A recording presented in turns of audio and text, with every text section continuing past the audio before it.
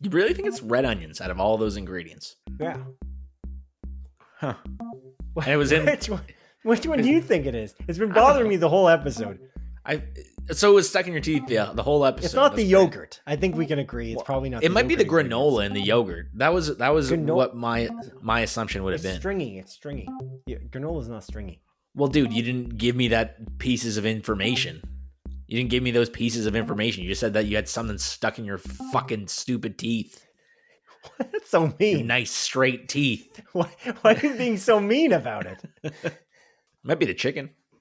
Was it chicken breast, chicken thighs in your quesadilla? It could be chicken, yeah, because chicken can be stringy because like the muscle tendons and shit, you know? Yeah. That could be it. You chicken thigh guy or chicken breast? We did chicken thighs. Oh no, we didn't do either. What we do is we actually buy buy a full chicken at Costco or the grocery store, and then we eat the initial night of just some chicken with whatever it may be, like wedges or whatever, and then we use that chicken, we split it up, and then we use it in various things. So sometimes we make a chicken casserole, sometimes we make quesadillas, and etc. I do similar thing. Yeah, you eat the chicken like the first night, and then leftovers I'll make like a chicken salad or something, or like a chicken wrap, like chicken ranch wrap. And then with the carcass, you make chicken stock. We didn't do that. We didn't go that You don't far. do that? Why? No, it's smart though. Smart. Dude, make it. It's easy. You don't even have to put in any vegetables. And then you can use that stock for like a risotto. Uh-huh. Or like in your gravies. Right. Yeah, that's fair. Or make a soup. Yeah, it's true. You could. Yeah. That's fair. Sweet. End of the episode then? Oh, yeah. Of course. Everybody knows this is the best way to start a podcast about film and TV. Talk about chicken in somebody's teeth for 2 minutes straight. All right, man. Let's do it. This episode, we review the hit new Marvel Cinematic Universe film, Thunderbolts, *. We discuss Netflix's Ted Serandos and don'ts of saving Hollywood. And we examine the trailers for director Benny Safdies' The Smashing Machine and director Zach Cregger's Weapon. My name is Simon Eady. And I'm Adrian Pinter. Welcome to Split Focus, a film and TV podcast, episode 109.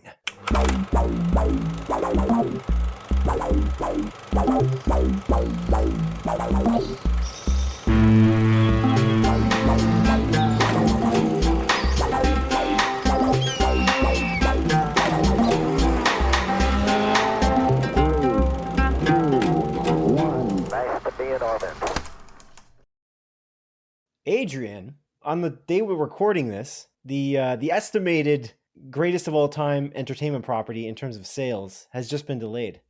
Grand Theft Auto 6. Oh, Grand Theft Auto 6, the sixth one of those. Actually, there's plenty more, but yeah. Yeah, it's that was a weird way for me to phrase that, but regardless of that, people are estimating that it's going to sell like gangbusters, but now it's delayed into next year, to May 26th, 2026, when it was supposed to come out in the fall of this year. And now it's not doing that anymore.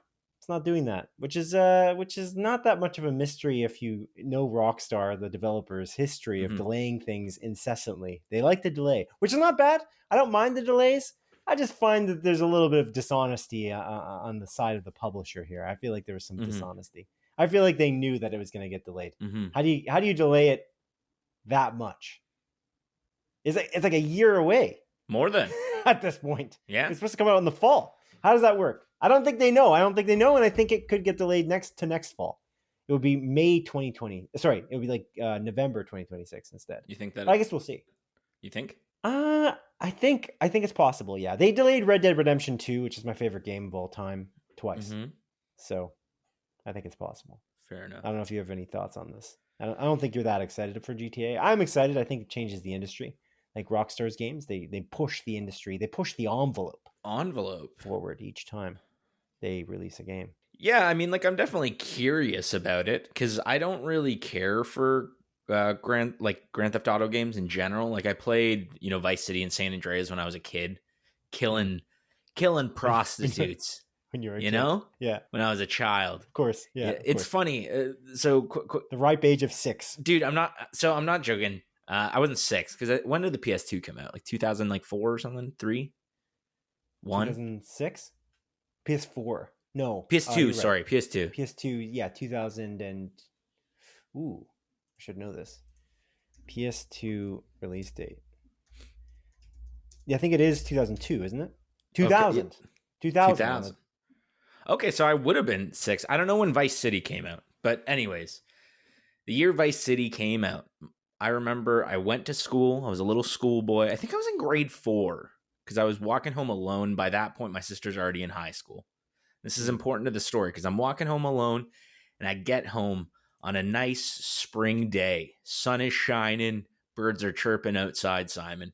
I walk into the house and my mom's like, oh, you should go downstairs. I'm like, oh, why? And I walk down those stairs in my old townhouse where I lived as a child, and I see my sister sitting on the other side of the basement, crisscross applesauce, PlayStation 2 controller in hand, playing Vice City. And I was like, whoa, that's crazy. And and I played a lot of Grand Theft Auto Vice City, murdered many people. I never played the story. I was far too young to care about that. But the PS2 is such a amazing console for my childhood because we had an N64 prior to that, and then we had the PS2. But that's what got me into like old PS1 games, and then eventually into Kingdom Hearts, which is good stuff. But Simon, I'm sorry that Grand Theft Auto has been delayed. But you know what that gives you more time for? The hundreds of other games coming out this year. Exactly. Exactly. Is that actually what you're gonna say? Okay. Yeah, I was actually gonna say Persona 5 because I got my Persona 5 shirt on. But wow. You could do That's that. not coming out this year though. It came out many moons ago. Yeah. So pre-COVID. Yeah, there are lots of games coming out this year. There's lots of movies coming out this year. We are a film and TV podcast, so that's my segue. But yeah, I wonder if they'll ever make a Grand Theft Auto game. Like a movie, you mean? Sorry, a movie. Wait, I wonder if they'll ever make another Grand Theft Auto game also. Will it ever come out? That's the ongoing meme, I'm sure, but it is. But no, a movie. Exactly. Thank you for catching my flub. No worries, pal. No worries. I mean, they could. I just don't. I don't know. I don't think there's much value in that because like Grand Theft Auto is just like a crime story set in America. So it's like an anthology series too. Yeah. Like so, there's already movies that you could say, oh, this is like a Grand Theft Auto movie in theory. So I don't know. I guess you could just brand it that way. Get some really good director that knows how to make a really good crime like action movie. And then just say, hey, this is Grand Theft Auto and make it not based on any of the games or nothing. And it would work. It would sell no matter what because they would just milk the IP, like the name recognition. The problem is, would it work? Would it be good? Would it be art? Would it be like just extra content out there or would it be actually excellent? A Grand Theft Auto movie. That's what it would be called. A. Yeah, you got to add the A in front. Yeah. Next, they're going to do a Roblox movie, you know? Oh, I wouldn't be surprised. It's only a matter... I still don't know what Roblox is, dude. I actually What do you mean? It's just user-generated content. People go in and they make the content, and then you've never played seen a single Roblox game? How? It's the Lego-looking freaks. I don't know. I don't watch any Roblox-related content. I played it a little bit. You did? Yeah, briefly. When I was working in retail, I was selling Chromebooks, and I ran I ran it on a Chromebook. It's fine. Oh. It does not interest me at all. I am more interested in like professionally developed games. Professional game. Mm-hmm. Why say many word when one word do? Yeah, one word do that. Anyway, yeah. So Grand Theft Auto, we'll see. We'll see what happens. I don't know. There's lots of games this year. It's crazy. There's lots of movies this year. It's a lot. There's a lot of content. Like I shouldn't call it content. It sucks. But there's a lot of stuff coming out this year, which is very exciting for me. Mm-hmm. I am very excited about. But speaking of which, let's jump into a few quick bites of film and TV industry news here, Adrian. The first I'm going to talk about is the trailers that have come out this week. There's two that are of specific note for me. There might be more that you might want to bring up, but I think these ones might be the ones you would have brought up as well. The first is the Smashing Machine trailer for the Smashing Machine movie with starring good old Dwayne The Rock Johnson, and directed by Benny Safdie. So that's interesting. I don't know if you have any thoughts on that. Yeah, I mean, I'm very curious how many water bottles The Rock pissed in during the filming of this movie. But the don't you remember we talked about this? Like he admitted to pissing in water bottles on set. On set. Oh yeah, we did. We talked about it years ago. Yeah. Do you think that's real? Yeah, I think he admitted it. It was like we had this conversation not years ago, Simon. This was months ago. This was within this rebooted segment of our show. There's no way that's true. I maybe promise you that. I maybe promise you that. You're not sure. Like, look. I'm pretty confident, but I'm never sure about anything. I got a bad memory. It was in the other 100 episodes. Maybe. Maybe. But anyway. Whatever. This movie looked good. It's cool because like the makeup that they have on The Rock is pretty impressive. Like you can still kind of see him if you know it's him, but in reality, I think they did an amazing job, that makeup department, at least in these trailer scenes. I'll watch, something Benny Safdie does. Obviously, I mean, he's done quite a few things, but most notably, like he did Uncut Gems, which we both really loved, which was the most anxiety-inducing movie of all time. So, yeah, I don't know. I'm curious about this. I don't really know anything about, the guy that The Rock is playing based on like the early days of the UFC. You watch the UFC, don't you? I do. That's a recent revelation, Simon. Over the last year, I've been watching the United Fighting Committee. That's what it stands for. I don't think it is. But okay, it's probably close enough, to be honest. Okay, cool. Yeah, I'm interested in this. I honestly, seeing The Rock through it, I feel like his dialect has changed. He's done a solid job. I feel like he's vying for an Oscar here, Mm-hmm. I mean, so was Adam Sandler for Uncut Gems in Benny Safdie's other movie, and Sandler did not get nominated, which I think is still a crime. But hey. I agree. And then he made Hubie Halloween, which is a masterpiece. He should have been nominated for Hubie Halloween at least. Wasn't the quote that Adam Sandler said, like, if I don't get nominated for an Oscar, I'm going to make the stupidest movie ever or something? Wasn't that what he said? Something along those lines. That I'm rings going to a bell. make the worst movie ever. Mm-hmm. Something like that. Yeah, that rings a bell. There was that moment during the Oscars where Adam Sandler walked out. Do you think that he left and never came back? I feel like that's what it was, just a bit, and then he never. You know what I'm talking about? Like Conan was making fun of how he wasn't wearing the right outfit, like he's not wearing a suit. And then he just walked out. And I feel like he just left. I think that was just a bit, and then he wasn't planning on staying for the Oscars this year. Yeah, I mean, I wasn't in the crowd.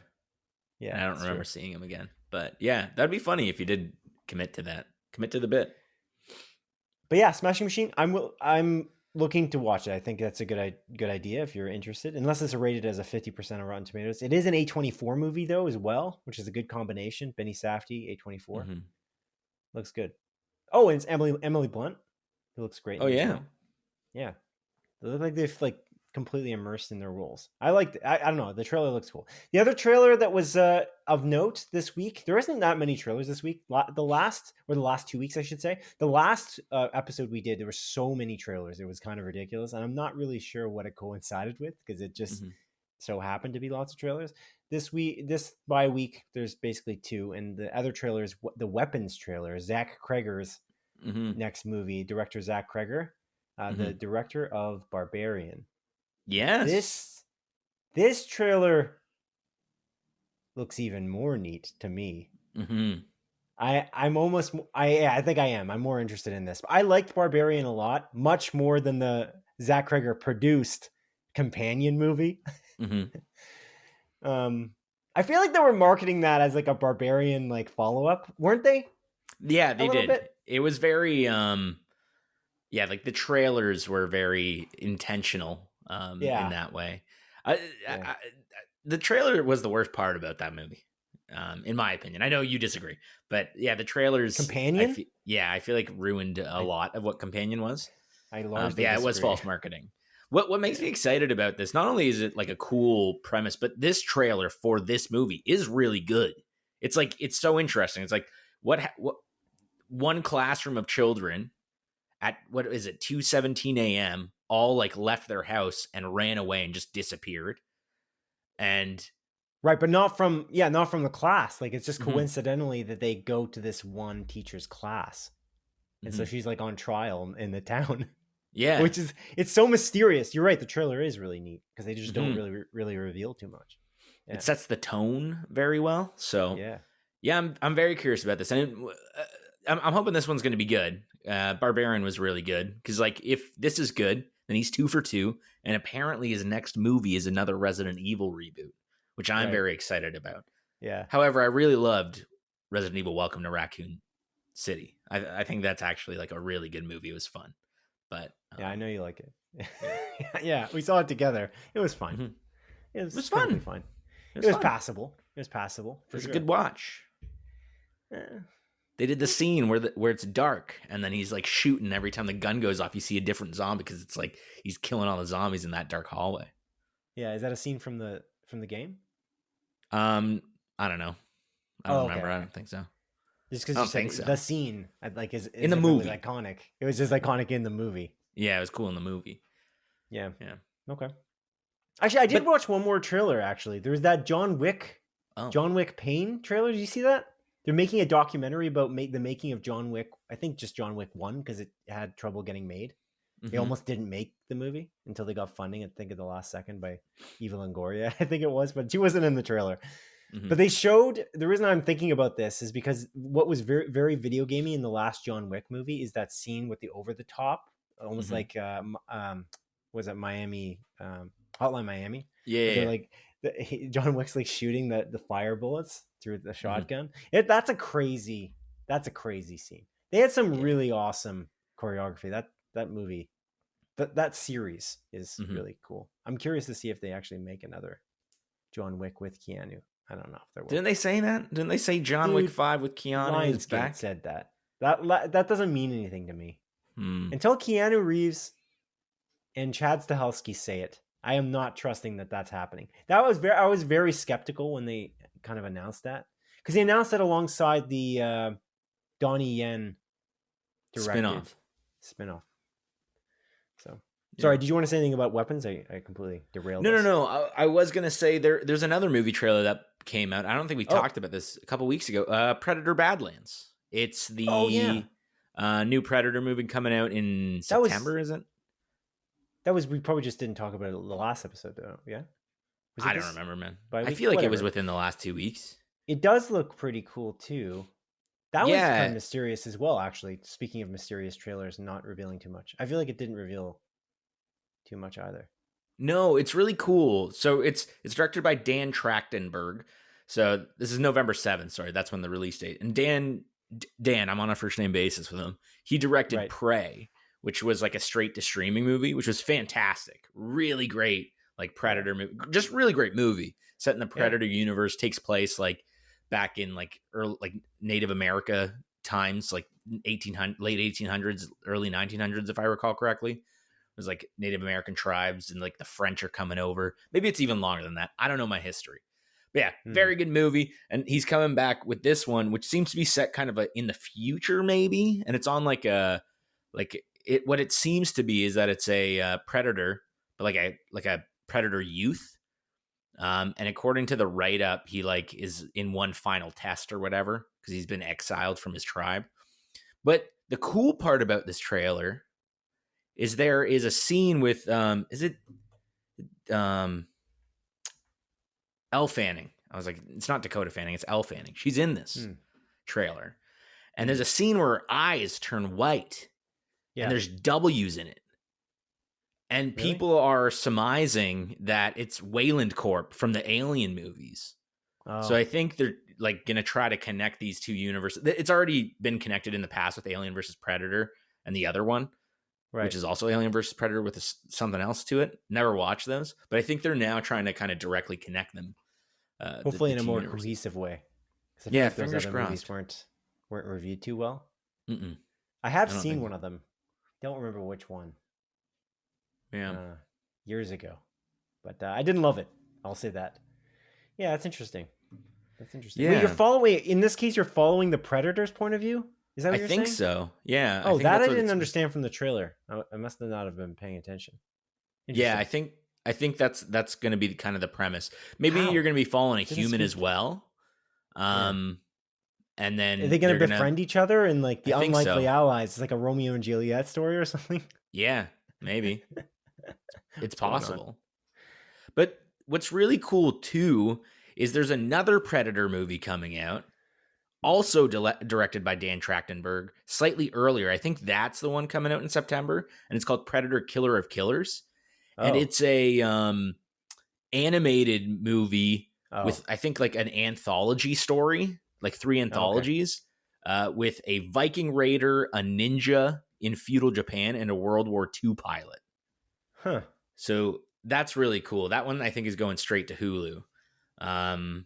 Really great animation style as well. Kind of reminds me of Arcane's animation style from Netflix, like Arcane, the League of Legends show, right, on Netflix. Looks really, really good.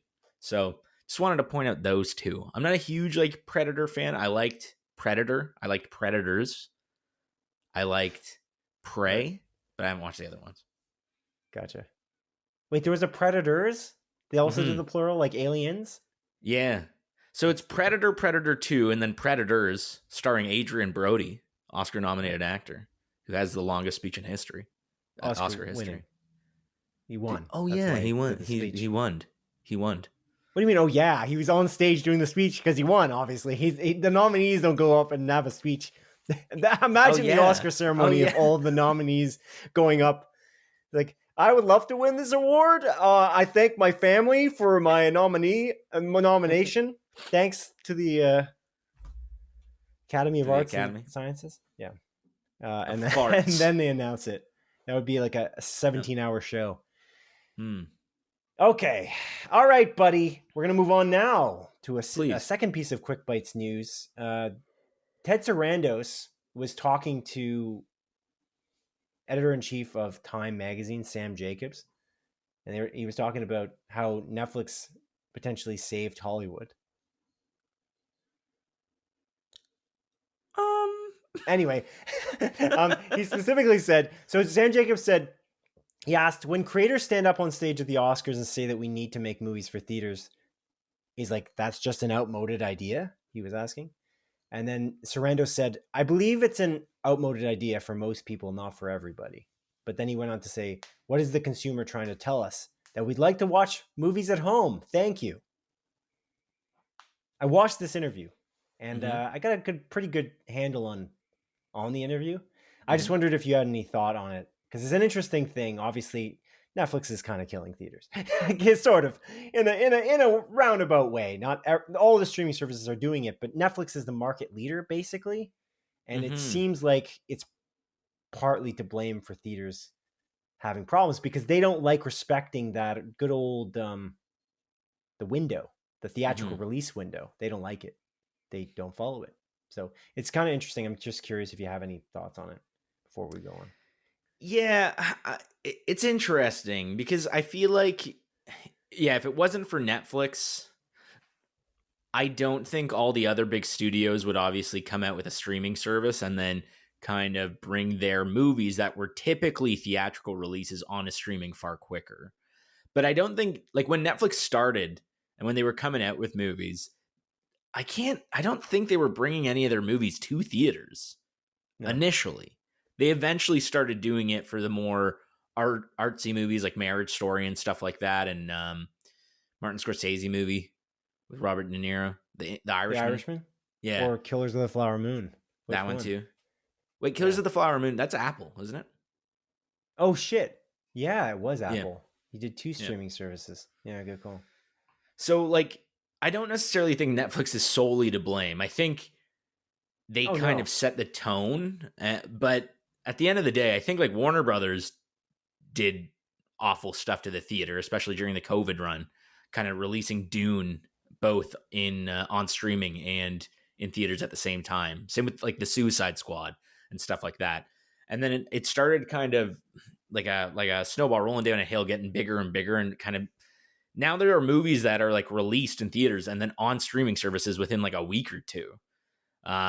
Which is brutal. And I think Warner Brothers was the first studio to really like pull that trigger Because I think that movie dropped. Netflix is clearly the first one to do it. They didn't do it at all. They just ignore they don't do a theatrical release window.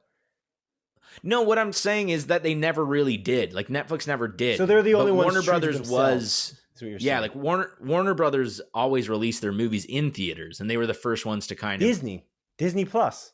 Was it Disney? Do it. Oh yeah, we did talk a lot of shit. Yeah. Yeah, then they did Premium Plus or whatever the heck they called it, and they tried to charge you money to rent a movie inside their streaming service you were already paying for, which is absurdly egregious. But then they stopped doing that. No, they don't do it. Not that I know of. I haven't seen that since Bob Chapek left. Since Bob Iger returned. Yeah. So I don't know. Yeah, you might be right. Maybe it was. I don't think it was Warner though, because I think Mulan was one of the first ones. A lot of movies got delayed out of there out of that period because of COVID. But yeah, it's true. But then Warner Brothers course corrected, right? They've kind of they went back to the theatrical release model pretty much. It just got shortened by a massive amount. Yeah. What movies are coming out within 2 weeks though? Nothing really, except for Netflix movies. Drop is already on like 2 weeks ago, and you can already rent or buy it digitally. Who's the like? I was going to say developer. I want to say Universal, but I might be lying to you. Universal. What's going on here? It was. Damn. Didn't know that. It's already on streaming. It's pretty bad. It's pretty bad, buddy. You got a hard line on this? You see it? What is it called? Somewhere? I keep on typing publisher because you said Universal. Publisher. It is Universal. Okay, I was right. Universal, yeah. Okay. It's production company, I guess. Yeah. Okay. I thought it was Universal. So yeah, it's already it's even worse. How can that be? What streaming service is it on then? I don't think it's on a streaming service. I think you can just buy it. You just buy it digitally. Oh, you can buy it.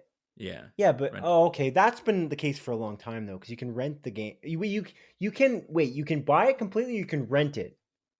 Let's see. I'm gonna try because the renting thing's been pretty much since that Disney Plus situation with Mulan. You can rent it, but it's $25 or buy it for $30. So it's that. So you can buy it now. Yeah, that's kind of been happening, I guess. It's kind of expensive, to be fair. I don't know if you would rather do that or go see it in theaters. But that's what Sarandos is talking about, basically. So this is the interesting thing about what Ted Serandos is saying. He's arguing that the business is not healthy without us, and that the idea is that we make the movie industry healthy. The theater industry he doesn't care about, although he likes going to theaters. So if the theatrical industry fails, he doesn't care that much as long as the movie business is strong. That's basically what he's going for. This is it strikes me as a shareholder situation though, because creators typically want their films in theaters, like really prominent creators, like a Ryan Coogler for Sinners as an example, or Christopher Nolan, or strangely not Martin Scorsese, which is the most befuddling one because I swear I saw Scorsese say something about this before. Did he not say that he doesn't want his movies to be viewed on a phone? I thought he was one of the people, but I guess I'm wrong. Even David Fincher, who I thought was a purist, he's putting a lot of his movies on Netflix. He's got this long deal with Netflix. It's kind of an interesting situation. I'm kind of shocked. But you think about how Anora won Best Picture, and then Sean Baker was on stage, right beside Quentin Tarantino, and he's like, "Oh, put your stuff in theaters." And so basically, that's what Ted Serandos is saying is an outmoded idea. The theatrical experience is just not as important to him as to others. But it's interesting because it's like a chicken and the egg issue. Netflix is causing the problem, but they're also fixing it simultaneously. But they're causing it. In understandably though, you brought up Warner Brothers. They did it for a good reason. They weren't going to make any money. No one's going to go to a theater during COVID. It's actually a health risk.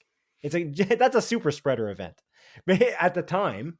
So it kind of made sense, but it doesn't in the long term. But Netflix believes it always makes sense. And that's kind of the trick. And I think that's why Sarandos was saying that they saved Hollywood. But I would argue that it was Tom Cruise's Top Gun Maverick and Spider-Man No Way Home. That's what I would say. In terms of it fixed both issues. They sold millions of tickets, and then they also they also preserved the theatrical experience while selling the movie as well. So they did both. Anyway, so anything else to add? No, I think I think I thought I lost you for a second. Joe, okay. It was Tom Cruise's Top Gun Maverick. What a good movie. Joseph Kosinski, that's the director. He's coming out with that F1 movie with Bradley Pitt. Looks pretty good. I don't really care about Formula One. Oh, okay, sure, but I'll watch it if it's reviewed well. I'll watch it. I'm sure Top Gun Maverick was good, dude. It was great, dude. Did you watch that movie? I can't remember. Oh yeah, in theaters. Great, yeah, great movie. I think I saw that one in D-Box actually. The Ultra AVX like seats that moved. They're like, oh wow, I'm really moving. Like I'm in Top Gun Maverick. F-150. Yeah, F-150. That's not what I meant to say. What is the name of the plane? It's not the truck name. I don't know. You know what I'm talking about? I think no. I don't know the name. I don't know the name of the plane, dude. You think it's also the okay? I don't think it's F-150. I wouldn't have said something so stupid. I would have said like the. It's funny. I thanked you earlier for saving me, but we haven't saved each other very much. F-35. Oh, it is an F number.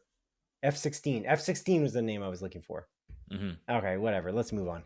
Okay, I've saved you more than you've saved me. To be fair, I've saved you more than you've saved me. It's debatable. All right. Well, number 3 on this quick bite news segment here is a segue onto theaters are doing really well. What are you doing? I'm cracking open a cold one. It's a Friday. Well, turn away from the mic before you do that. Okay. All right. Ryan Coogler's Sinners is doing really well in the box office. So it's kind of a fun thing to compare because we just had Saran-Doos say we don't need theatrical releases. Sinners is exclusively a theatrical release. It's doing really well. It's an IMAX. It's sold over $180 million worth of tickets at the box office. And it's only it's actually a pretty big budget. It's a reasonable budget, not a Marvel-sized budget, but it's a $90 million budget to produce, which is cool because they've doubled it, which likely covers their costs at the very least if they're including like marketing budget. So yeah, huge success. Also, and we're going to talk about this a little bit later, but Thunderbolts, the opening, we're recording this on the opening day for Thunderbolts, but we saw it on the previews screening the day before, and that sold $11 million worth of tickets on the Thursday before the opening on May 2nd. And is that good? Pretty good. I think they estimated that they would make overall. So I think previews, I'm fairly certain it always for a box office results, they always include the previews in the opening day. Typically, they combine them together.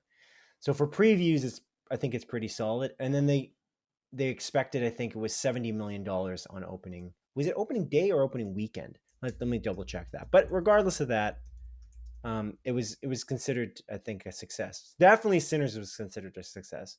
But yeah, do you have any thoughts on that? On the Sinners thing, I think that's great. I'm glad that it's doing well in theaters. It's a fantastic movie. We gave a fairly in-depth review 2 weeks ago, I think. On it. 2 weeks last episode. Episode 108. 108. And yeah, I genuinely love this movie. So it's nice when an original movie does incredibly well in the theater. You know, it's not one of these, all they're doing is making remakes, Simon. All they're doing is making superhero movies. They just need to make more of these Sinners movies. Yeah. And it will do well. That's how it works. I'm being facetious, obviously. But it is really cool, like how well it's doing.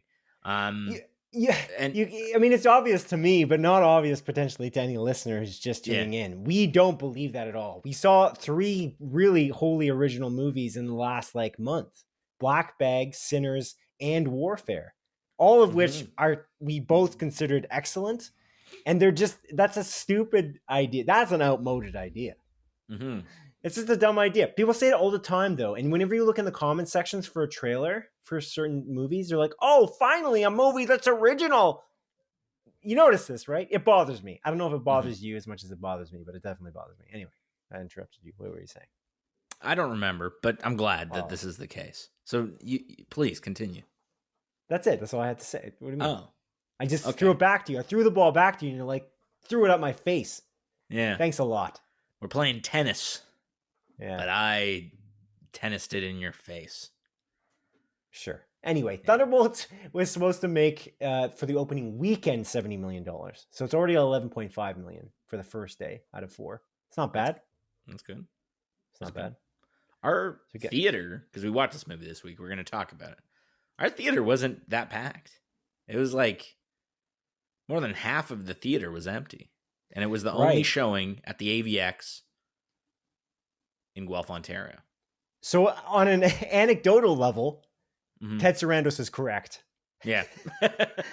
That's the problem. He's kind of right. The problem is though he's influencing this. People watching movies at home. Look, I have a really nice home theater setup. I build it out, and I'm actually looking for a new couch potentially to like make it even better.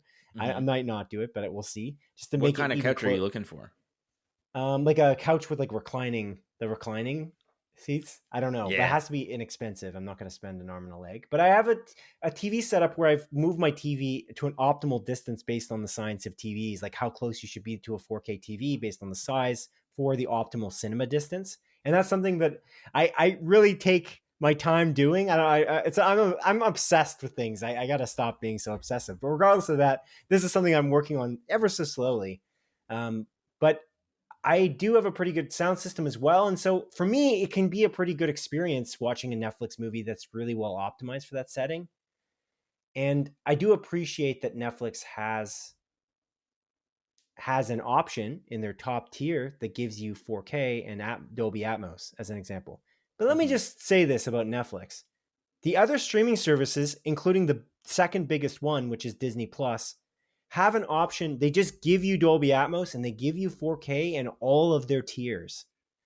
So why is it that Netflix, who's claiming that they're this savior of movies, doesn't have that in all of their tiers? You have to pay for $25 a month. So that is something I'm critical on consistently about Netflix. And Apple TV Plus is the same way. Like they only have one tier, I guess, Apple TV Plus, right? Do they have extra tiers? Yeah, it's just $13. Yeah, but Disney Plus has multiple, and from my understanding, those tiers are the same quality for all. Most of the streaming services have the same quality for all in Canada, at the very least. I'm pretty sure Amazon Prime is the same way, except it gives you ads in the lower tiers. They give you the same quality, and you get Atmos and all that stuff. Atmos and 4K versus 1080p and just 5.1 digital, like Dolby Digital. So that's actually, I find that a little bit ridiculous. Like, you want us to pay top dollar, but you don't want to give.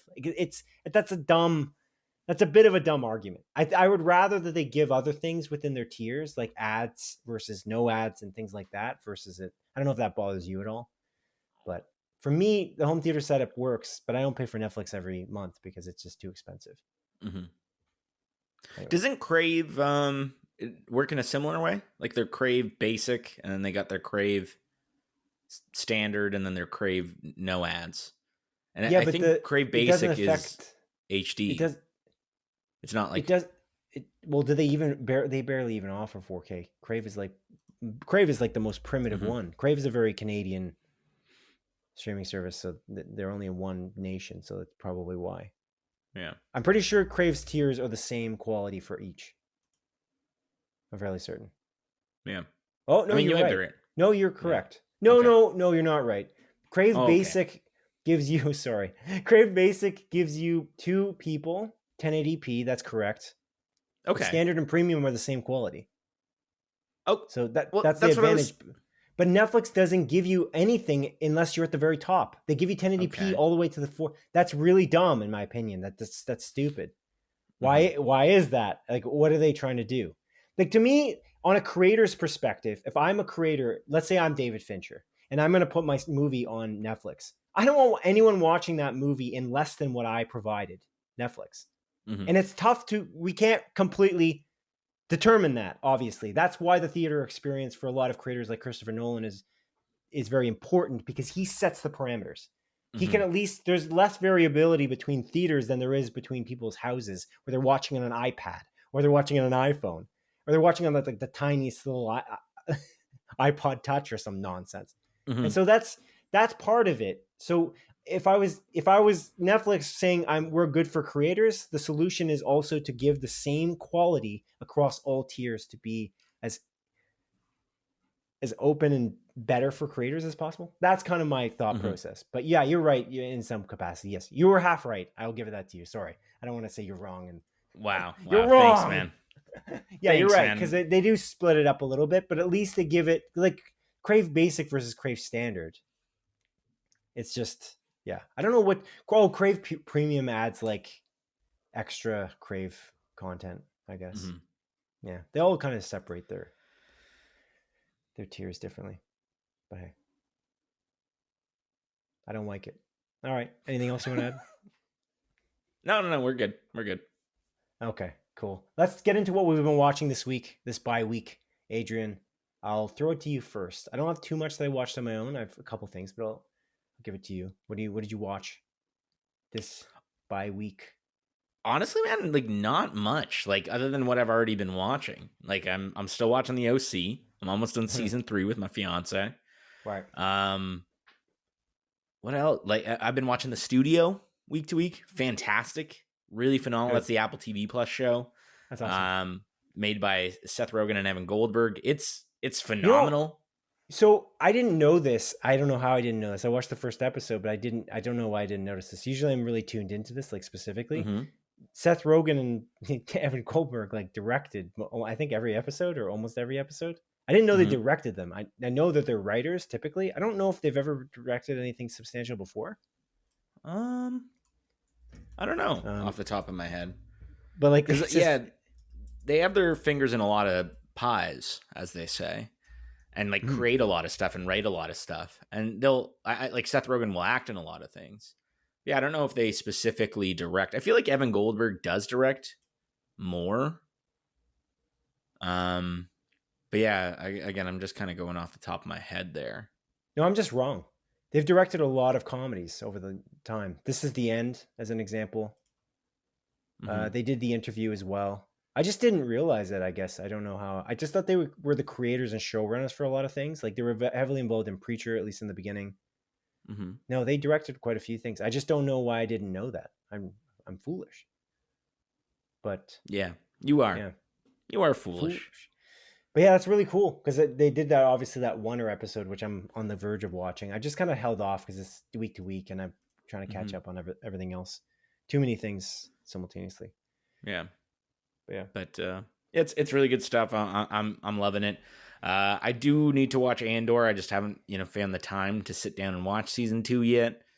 And I know season 5 came out, but I gave you Simon. And you came on Netflix. At least on season 30, at least. Yeah. And I was going to start watching that kind of on my downtime, but I gave the pitch of the show to my fiance.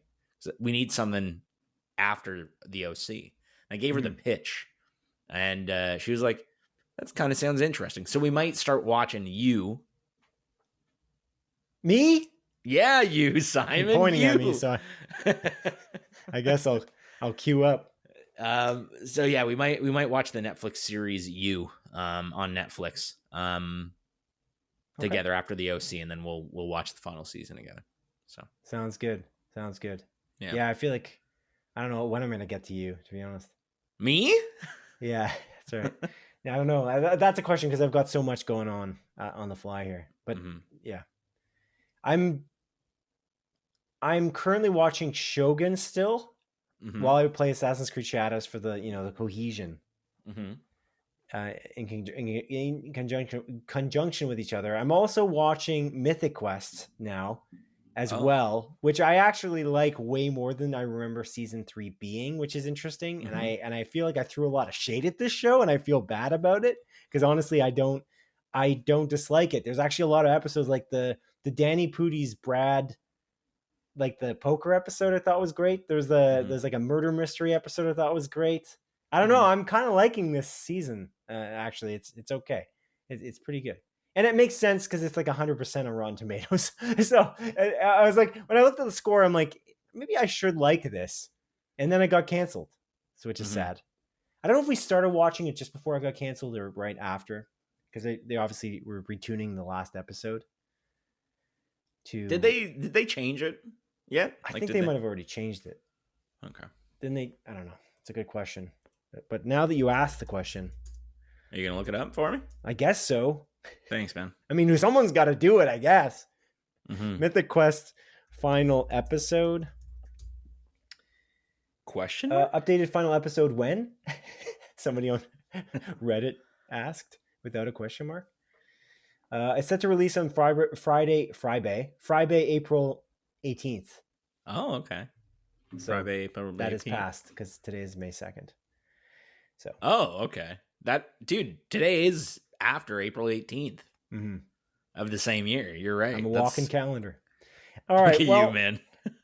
Yeah. Anyway, the other thing was I'm watching. So Mythic Quest I'm kind of liking actually quite a bit. And then the other show I'm watching is Andor, but season 1 again, because the last time I watched it was in 2022 and I want to kind of go through it again. And man, what a good show. I can't even believe it. And I watched the first 3 episodes of that first arc. It's so cohesive and it's so like it works so well together in the way they do these like 3 episode arcs.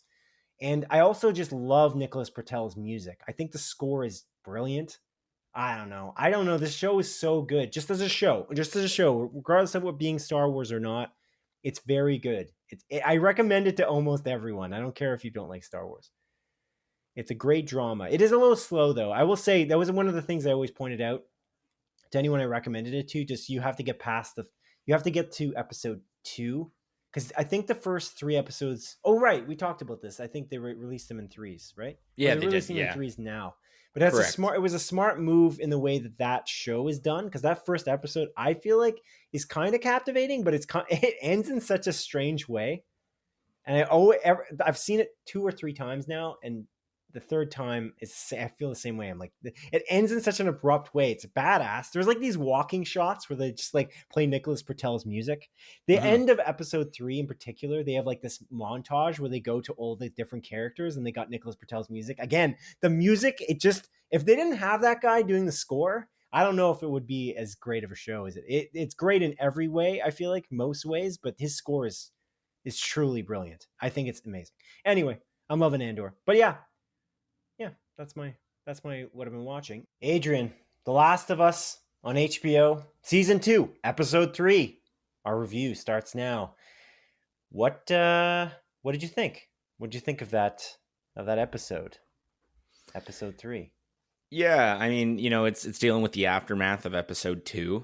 Some pretty big stuff happened. And I think the way this episode played out, I liked some of it, and then I kind of didn't love some of it either, which I'm happy to dive into a little bit more. I think, again, the scenes that follow the video game to a T continue to be the best scenes of the TV show, of this season of the TV show, unlike where I felt with the first season, everything whenever they deviated from the game, that was the best parts.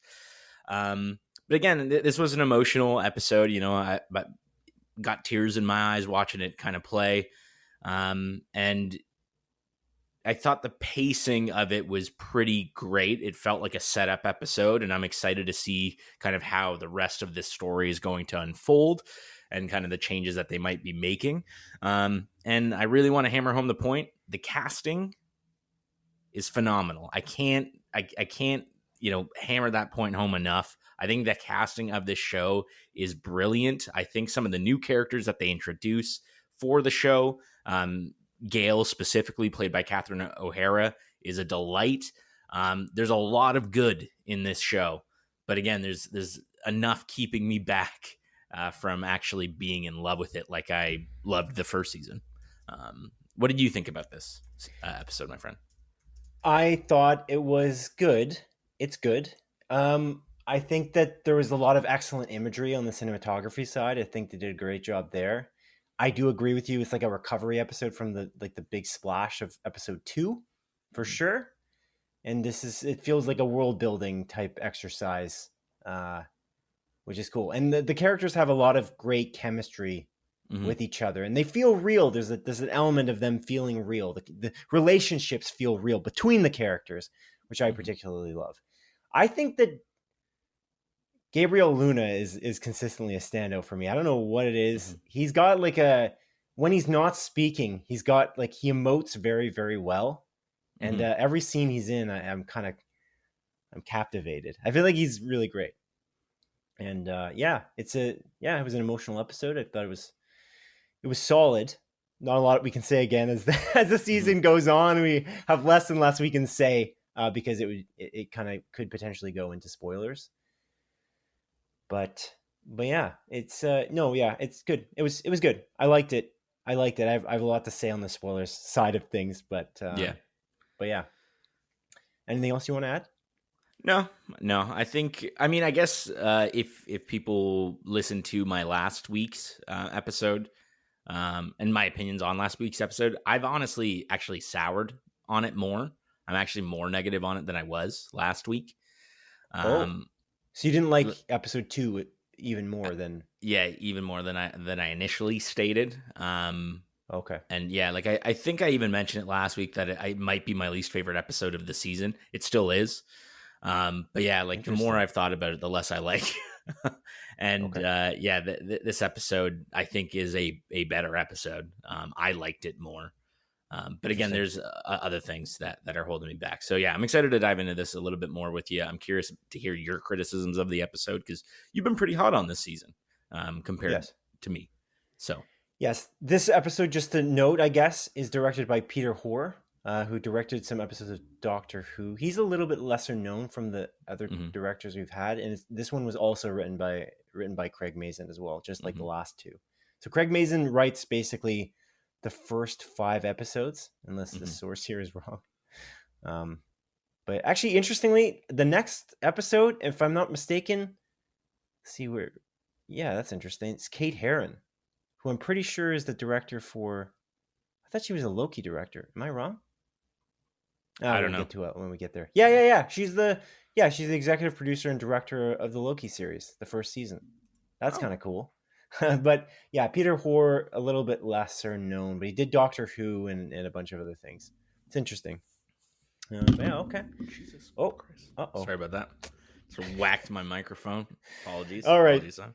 All right, Adrian, let's take a closer look at season 2, episode 4 of The Last of Us on HBO. What are your high-level thoughts? Your spoiler-free thoughts, Adrian? Yes, Simon. My spoiler-free thoughts of this episode of The Last of Us Season 2 is I think this is actually the first genuinely great episode of the season. I think from the pacing to the performances of the main cast to just everything surrounding this episode was brilliant. It expanded on lore that from the video game, kept fairly faithful to the video game, apart from a couple of things, which we can talk about. But yeah, as a whole, I love this episode, actually. This is my favorite episode of the season by far. I don't even think it's close. Interesting. I really like this one. What did you think, Simon? It's a mixed bag for me. It's good. I like it. It's similar to the last episode in that I have some gripes with various elements, but I do like the way it begins. I think that's really great. I thought that's awesome. I thought that the acting and the choices of casting were really neat in various points in the episode. There's some really good moments.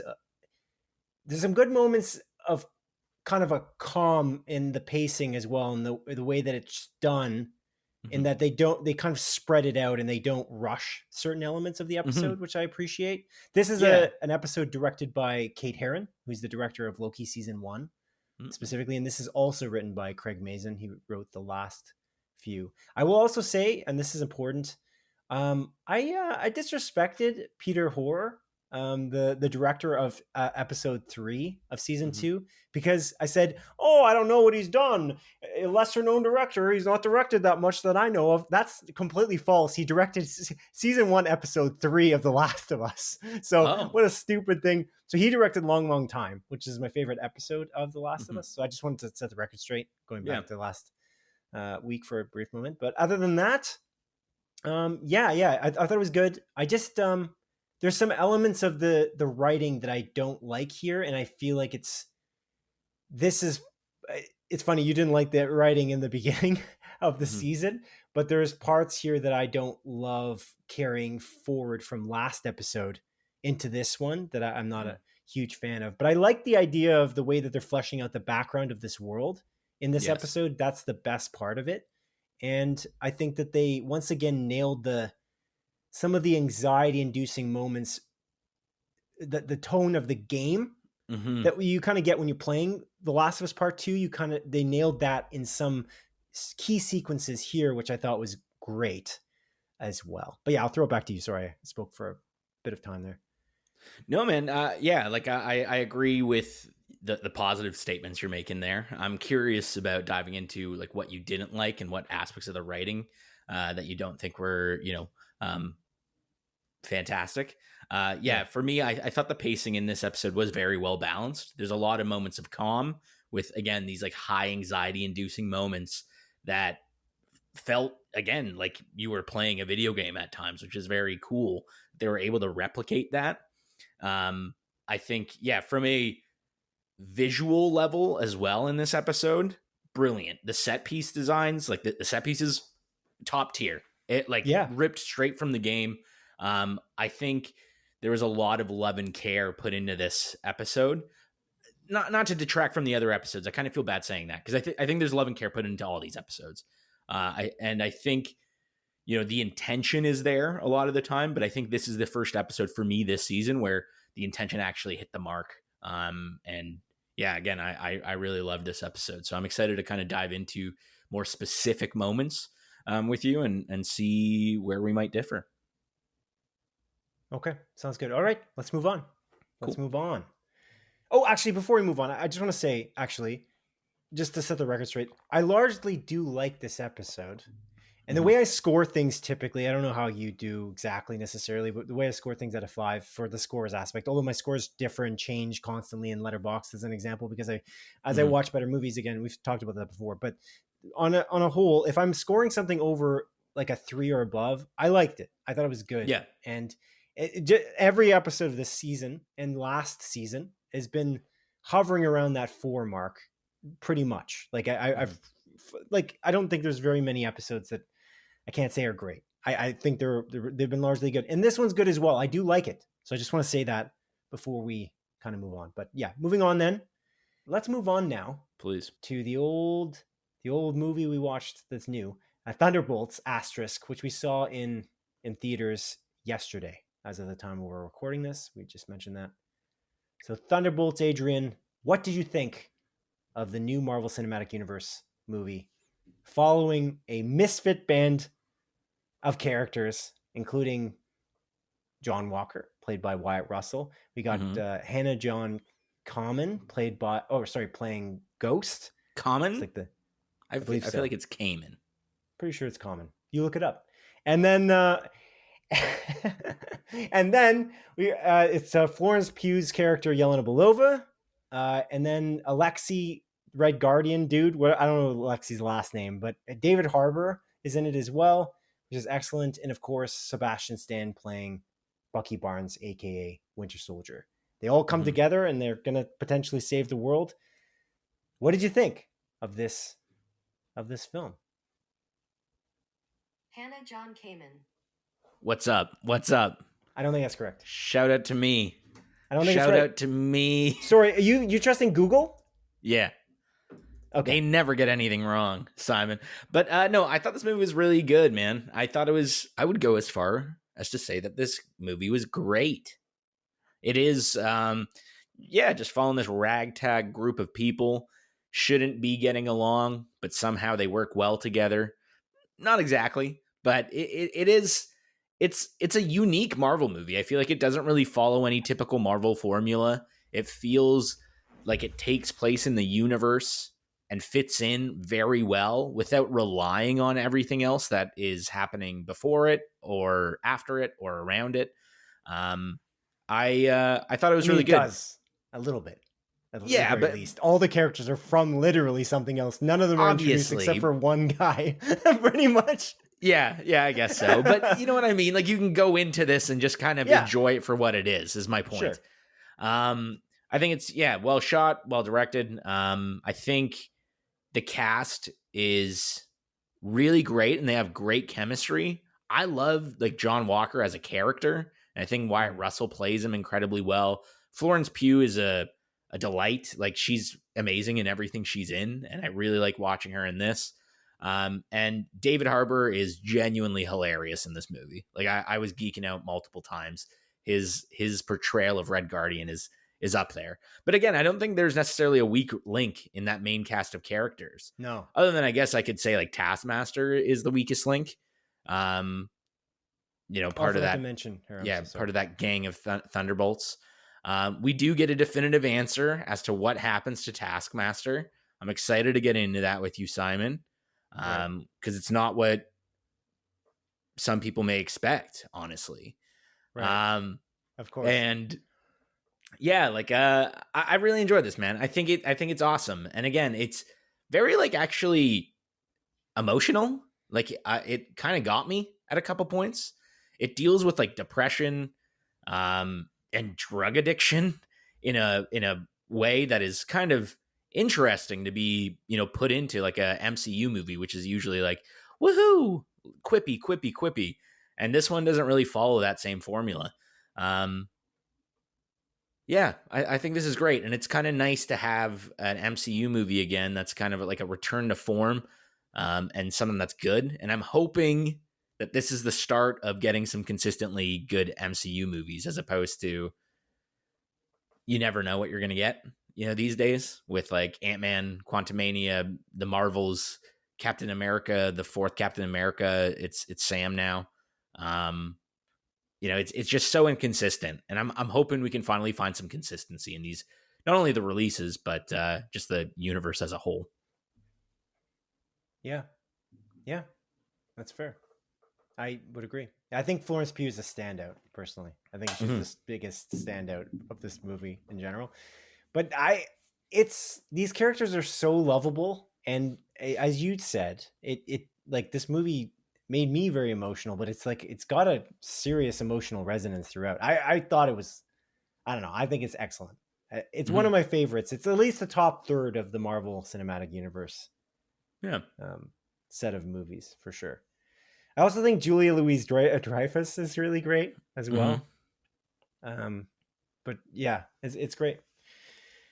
I wonder if the trailer revealed too much, though. Speaking of trailers earlier that revealed too much, I'm curious about what you thought about that. I don't know why I felt like that, but the more the movie went on, I was kind of waiting for certain scenes that I remembered in the trailer, and it kind of bothered me. It's like this is maybe it's like a consequence of us being too tuned into it on a consistent basis, which is kind of crappy, I suppose. But yeah. I get where you're coming from there. I think the trailer did a good enough job kind of rearranging scenes from the movie, but it does show a lot of things from the latter half of the film. But I don't necessarily think it like fully reveals the story and kind of the outcome. I do think like them doing that big Avengers Doomsday cast reveal did this movie a disservice, in the sense of literally all of those characters are back in the next movie. So it gets rid of this sense of like worry for the characters. There are still surprises, which again, we'll get into. But I found myself kind of like, oh yeah, everyone's going to be fine because they're in the next one. Because we already know this, right? The cast whether it's announced for Doomsday. Yeah. Whether it's the same character or a different version of them, we don't know for sure. But again, you can kind of make assumptions based on that. So I do feel like that is kind of shitty, but I think the MCU is on such a low, especially after Captain America, the fourth one. I forget the name. I literally cannot remember. Brave New World. Yeah. And I think they needed something to drum up hype again about this movie. And I don't know if it's going to work fully. Like, I know you mentioned it had $11 million opening. Cool. For the first night. But like, again, our theater was more than half empty, which is crazy for an MCU movie on opening night. Like, I was worried that we wouldn't get tickets, but like I bought tickets only a couple days prior, and there was literally only like 8 other seats sold. It's not a good example though, because like I don't know if we talked about this before, but the theater near us, we've got 2 theaters. One of them flooded, and that flooded theater, people probably still don't know it's open, dude. It's just Maybe. like not open according to like it doesn't. That theater has not been busy every time we've gone. We've gone there three times, I think, or twice. Definitely for Warfare and this one. Yeah, it wasn't busy both times. We were there on the weekend pretty much, and one for a preview. So, and Woodlawn, like the Woodlawn Theater was incredibly busy for the Minecraft movie. I don't know. I think Minecraft. I have a feeling people just didn't know this is out or something along those lines. But $11 million to start for a $70 million expectation is not bad at all. Awful. I don't know. That seems like it's going to hit, but we'll see. I hope so. Like, I hope this movie does well, because I don't want them to get the wrong idea. Because I like this cast of characters. I want to see this cast of characters return and follow. They have incredible chemistry. Group. It's definitely it's very good. The chemistry is really solid. And again, what you talked about earlier is like the idea of dealing with mental health in such a serious way in a Marvel movie, I think is pretty awesome. And they took some big swings for sure. I think that Jake Schreier, the director, who's the director of Beef, honestly, anything that that guy throws at me at this point, like anything he makes, I'm gonna watch. Eat. I think I'll. What? You'll eat. I didn't say cooks. Well, he makes. You'll eat. He did Beef. Come on, man. Oh, he did Beef. Come on, man. So. All right. Gotta explain things for you. You okay? Hold on a second. Are you in the dark? Are you sitting in the dark? Yeah, it's been getting darker here. Do you have a light on at all, or you're on camera, right? Your camera's not good enough for this shit. It was bright, but we're recording and the sun has been setting. Yeah, okay. Let's see. Prep your environment before you record. Oh, Jesus Christ! Flashbang myself, dude. What is that? Is that like a ring light? It's a ring light. You have a ring light? I didn't know that. Yeah. Oh, wow. Okay. You want me to send you a picture of it? No, I'm good. I'm good. I was like, what is this advertisement? I'll send it to you. You're advertising PlayStation while we're recording. Okay. Oh, you gave me this, Simon. Yeah, I did. Because you're a nice friend. But yeah, lovable characters. I thought one of the stunts is excellent. The one that they advertised before the movie happened as well. I will say my one negative that I would like to point out is I feel like they still don't got the power metrics down pat for the freaking MCU. I don't know why this is a problem. It's not that complicated. Just hire a guy, hire one man to deal with this. It's not that difficult. Kevin Feige, hello, buddy. To figure this out, it's very annoying. Every single movie is going to be like this. They have one of the biggest tentpole movies coming out in Doomsday. They've got so many characters in that. I think the Russo brothers know what they're doing, so they're not going to make this mistake. But this is a serious issue at this point because they keep making the same mistake every time. But yeah, I really like this movie a lot. Yeah, okay. Do you want to move on? Yeah, I mean, one thing that we can talk about is, we got to the theater. It was supposed to be a 3-dimensional movie. Yeah. And we're sitting in the theater. We got our 3D glasses and we sit down. It says, put on your 3D glasses. Yeah. And we're like a minute, maybe 2 minutes into the movie. And I'm sitting there and I pull down my glasses. And I'm like, it's not 3D. And I turned to our good pal, Ken, who came with us. I said, Ken, it's not in 3D. You want to take off your glasses just so I'm not crazy? Then he takes off his glasses. Then you take off your glasses. And I kept on looking around the theater. And most people kept their glasses on for the vast majority of the movie. Eventually, like about the halfway point, I started noticing fewer and fewer glasses on. I think people were cluing in. Yeah. But I felt bad because it was like the end of the day, like the only showing of that movie, and we left. And like we had to tell the manager, it's like, hey man, like the 3D is off. You should check it out for the future. I bought a large popcorn. They're doing the free popcorn refill, so I wanted my popcorn refill. But yeah, like we were going to tell him. And then we got complimentary movie tickets. Yeah. Because of that. Nice. And that was not my goal. I just wanted him to turn it on for the next showing. I just wanted popcorn. We got free movie tickets. That's what we're using towards Fantastic Four now. We got our Fantastic Four tickets purchased. I already did it. You already did it? No. I don't know if you can use those tickets for that. So there's just a piece of paper. There's a coupon code. Oh, there is? Oh, maybe then it can be used online. Okay. That's what Ken said. I stand corrected. That's what Ken said. I'm going to believe Ken. I don't know. I didn't try it, actually. Yeah. Yeah, I mean, that's not going to be a problem in every other theater. It's just something in this theater. And this is probably because, again, they just opened and there's growing pains for them for this reopening. So that's kind of the issue in the theater we went to. But yeah, it was kind of nice that we got the tickets. It's kind of good. But yeah, hopefully they fix it for the next one. Because that was the flattest 3D movie I've ever watched. That's for sure. Yeah. Yeah, incredible. That was good. That was a good one, dude. That was a good one. Yikes. Okay. All right. Let's move on now. Adrian. Okay. You going to go to the bathroom? No, actually. I don't have to go yet. And you drank a beer? Wow. I drank like a third of this. Maybe half. Okay. Wow, okay. Usually at this point in the show, you have to go pee-pee. So I thought I would be Should I go pee-pee? No. Not, you want me to piss? You want to watch me piss? No, I do not. Definitely don't want that. That I don't want. Okay. Well, that ends what we've been watching, I think. Is there anything else that you can think of that we missed, perhaps? Anything we saw together that I'm mistaken? I don't know. We want to watch Until Dawn, but we couldn't get the timing right. Because we were gonna go on Tuesday, and then you said like you can't do a later show.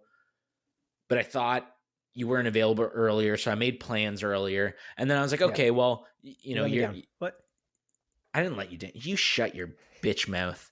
Anyways, but I still wanted to go to the movies like later. So me and Cassandra, we were gonna go watch Drop actually in the theater.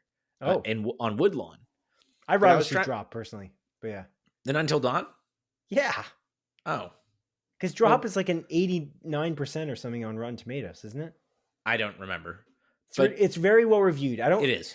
I'm not obsessed with Rotten Tomatoes scores, but they give me a good metric. I've said this before of where I should watch something. Until Dawn, I'm very interested in, but there's so many movies coming out all around the same time. This year's packed. So that's why Drop is interesting. But did you go see Drop? Sorry. No, my point is I was trying to pre-order the tickets on the Cineplex application that's on my mobile device, Simon. Yeah. And every time I was going into the Woodlawn theater, it was given an error. It's like, whoopsie daisy, there's an error. And I was like, oh, that's weird. And I was trying it for like a couple hours, but it's like, whatever. The showing's at like 9. I live 5 minutes from that theater. So my fiance and I just like popped into the car, just, like 10 minutes before the show, drove to the theater. And the doors, I noticed, no, Simon, don't add to my tale. I'm not there yet. And I'm captivated. Don't blame me. And in front of the theater, there's a group of people, like probably 8 different people standing there. Some guys trying to open the door. No chickens, man. Turkeys, though. Turkeys. And they were trying to open the door. They're like, let me in, they said. And the one person's like waving in the theater, but they weren't opening the door. And then I realized it's probably because the theater was closed for some reason. You couldn't buy the tickets. And I wasn't going to get out of the car and walk to the door and be like, hey, what's going on? Because I didn't want to be a part of those 8 people being like, let me in. So we just went home. You saw them and you're like, these are a bunch of Minecraft people, aren't they? Probably. You drove away. Minecraft. Yeah, probably. So my only assumption is that those people, like the reason why they were so adamant on going in, and this is just totally me making this up based on nothing. Conjecture. Gotcha. They're there. They probably bought tickets to a movie earlier in the day before that theater knew it was going to have issues. And then it had issues. And they're like, I need to use my tickets. I bought these tickets already. Let me in. But they were like, something's wrong. And they weren't going in the door and talking to them. So I hope that theater's okay. I hope we don't have another shutdown here. No, I think it was open literally the next day. I think you can buy Tinkins right now. Let me check. Tinkins right now. Tinkins. Yeah, dude. Everyone loves their Tinkins. Tinkins. Yeah. Okay. No, you can buy Tinkins right now. Okay. Why are you saying it like that? I don't know. I just felt like... It's like how you say penguin. I say penguin normally, dude. Every time you say it. Do you actually hear it as normal? I've always wondered this. Yeah. What? Yes, I do. It's not a bit. It's like how I say coyote.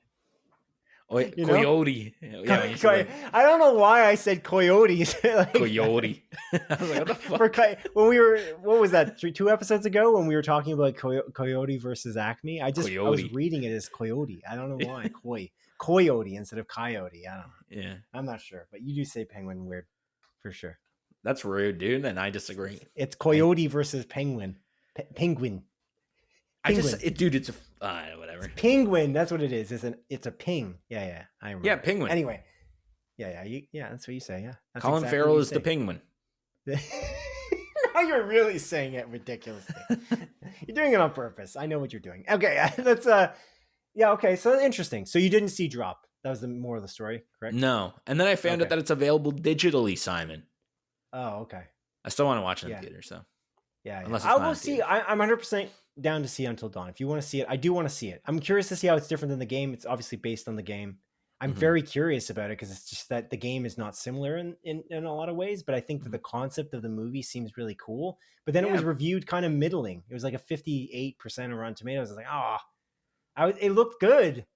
It looked cool. I thought they had something going. I thought they could maybe make another game based on that concept because that concept is almost better than the original game. And because the concept of the game, the way the game plays is better to me than the concept of the game. Does that make sense? It's not original of a plot. Like the plot's not that original. It's done really well, and the way it's done is really good. And it's one of the best from that studio, Supermassive, because they've made a lot of horror games like that where it's like a choose your own adventure. You play various characters, but you can literally change the plot in fundamental ways, and characters can die or survive based on your choices, which is awesome.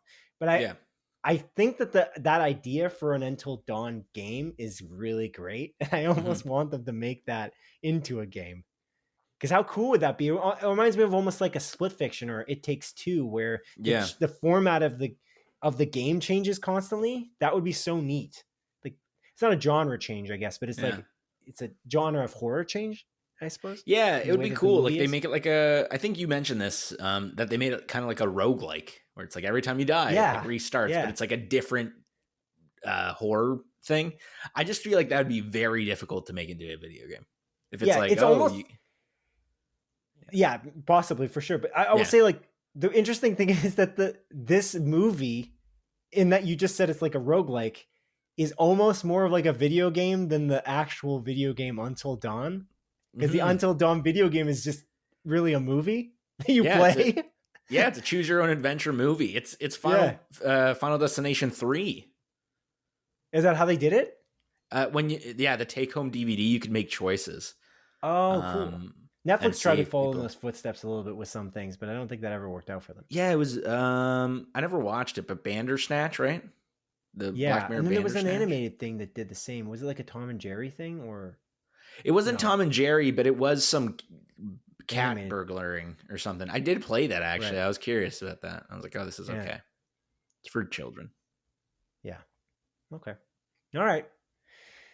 Adrian, now it is time to move on to the montage, a sequence of our show in which I briefly present 7 of the bi-week's smaller news stories as Adrian delivers a brisk verdict. Okay. Number 1. According to publication The Hollywood Reporter, the DC Universe World War II film Sergeant Rock, that was meant to star Penguin actor Colin Farrell and be directed by Challengers director Luca Guadagnino, is no longer happening. That's unfortunate, isn't it? Yeah. Number 2. Shogun Season 2 is set to begin production in January of 2026, with the first season of Shogun following the events of author James Clavell's 1975 novel. The new season will chart its own path. Interesting. I thought this was meant to be a mini-series originally. Yes. It's supposed to be a limited series originally, yes. Oh. Number 3. According to Deadline, a Tom Hanks starring Apple TV Plus produced Greyhound sequel film has been greenlit and will begin production in 2026. Tom Hanks will reprise his role as World War II Navy Commander Ernest Krause. Oh my goodness, what is this guy gonna do? Is he gonna get attacked by even more submarines? What the heck, dude?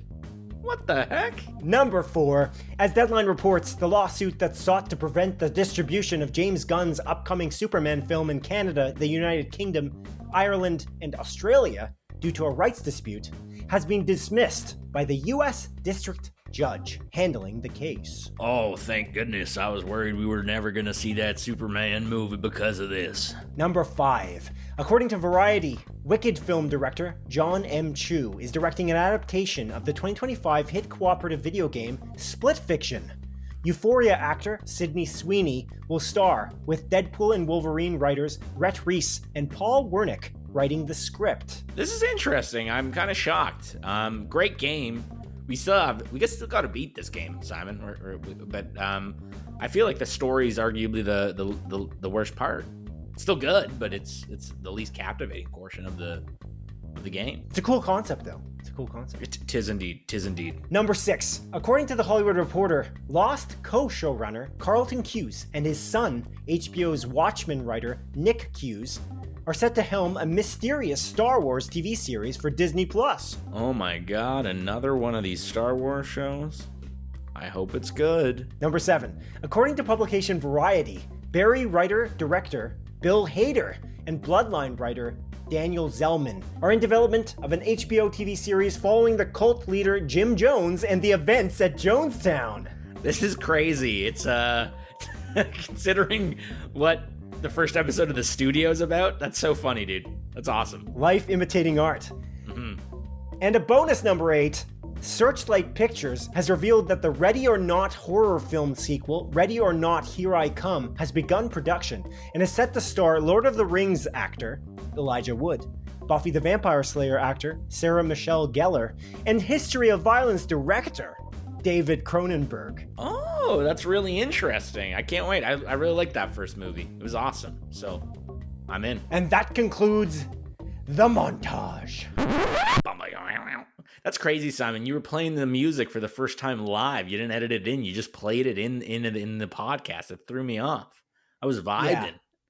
Yeah. I like that. I like it, dude. It was cool. I was trying it. I'm not sure I'm going to use the track. I just think it's kind of fun to put it in the background while we're doing it. So I threw it in there for fun. And I got a soundboard now, basically a digital soundboard I can play with that I've never used before. So I thought I would play around with it. Nice. And Simon, genuine question. Are you doing a bit with the montage now at this point? Is this a bit? Why? Because you briefly present 7 of the top news stories, and literally every episode for the past 8 months that we've been doing this. No, not everyone. It has caused an issue. I did draw attention to this, though, to be honest. Like a couple weeks ago, I think I brought it up. I don't know, because there's always more than I expect, and I feel like the last one, I feel like you like, because you really liked Ready or Not.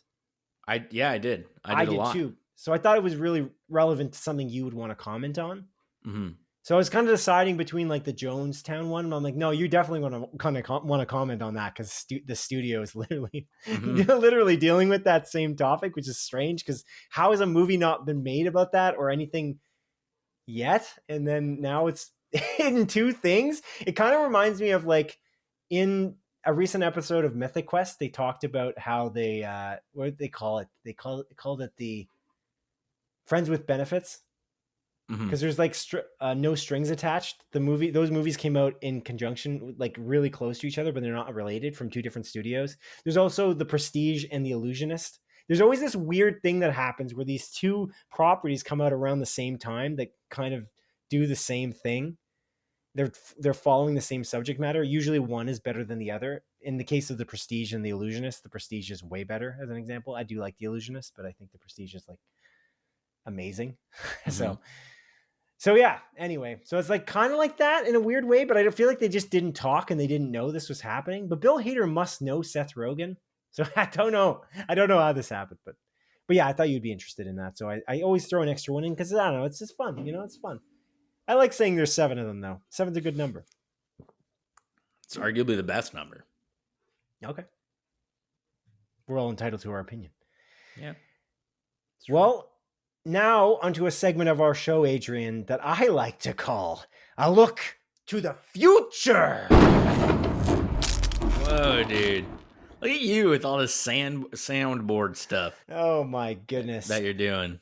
It's a portion of our podcast where each of us present at least 3 of our picks for the TV series or movies that look most interesting to us that are releasing between the dates of May 6th and May 19th of 2025.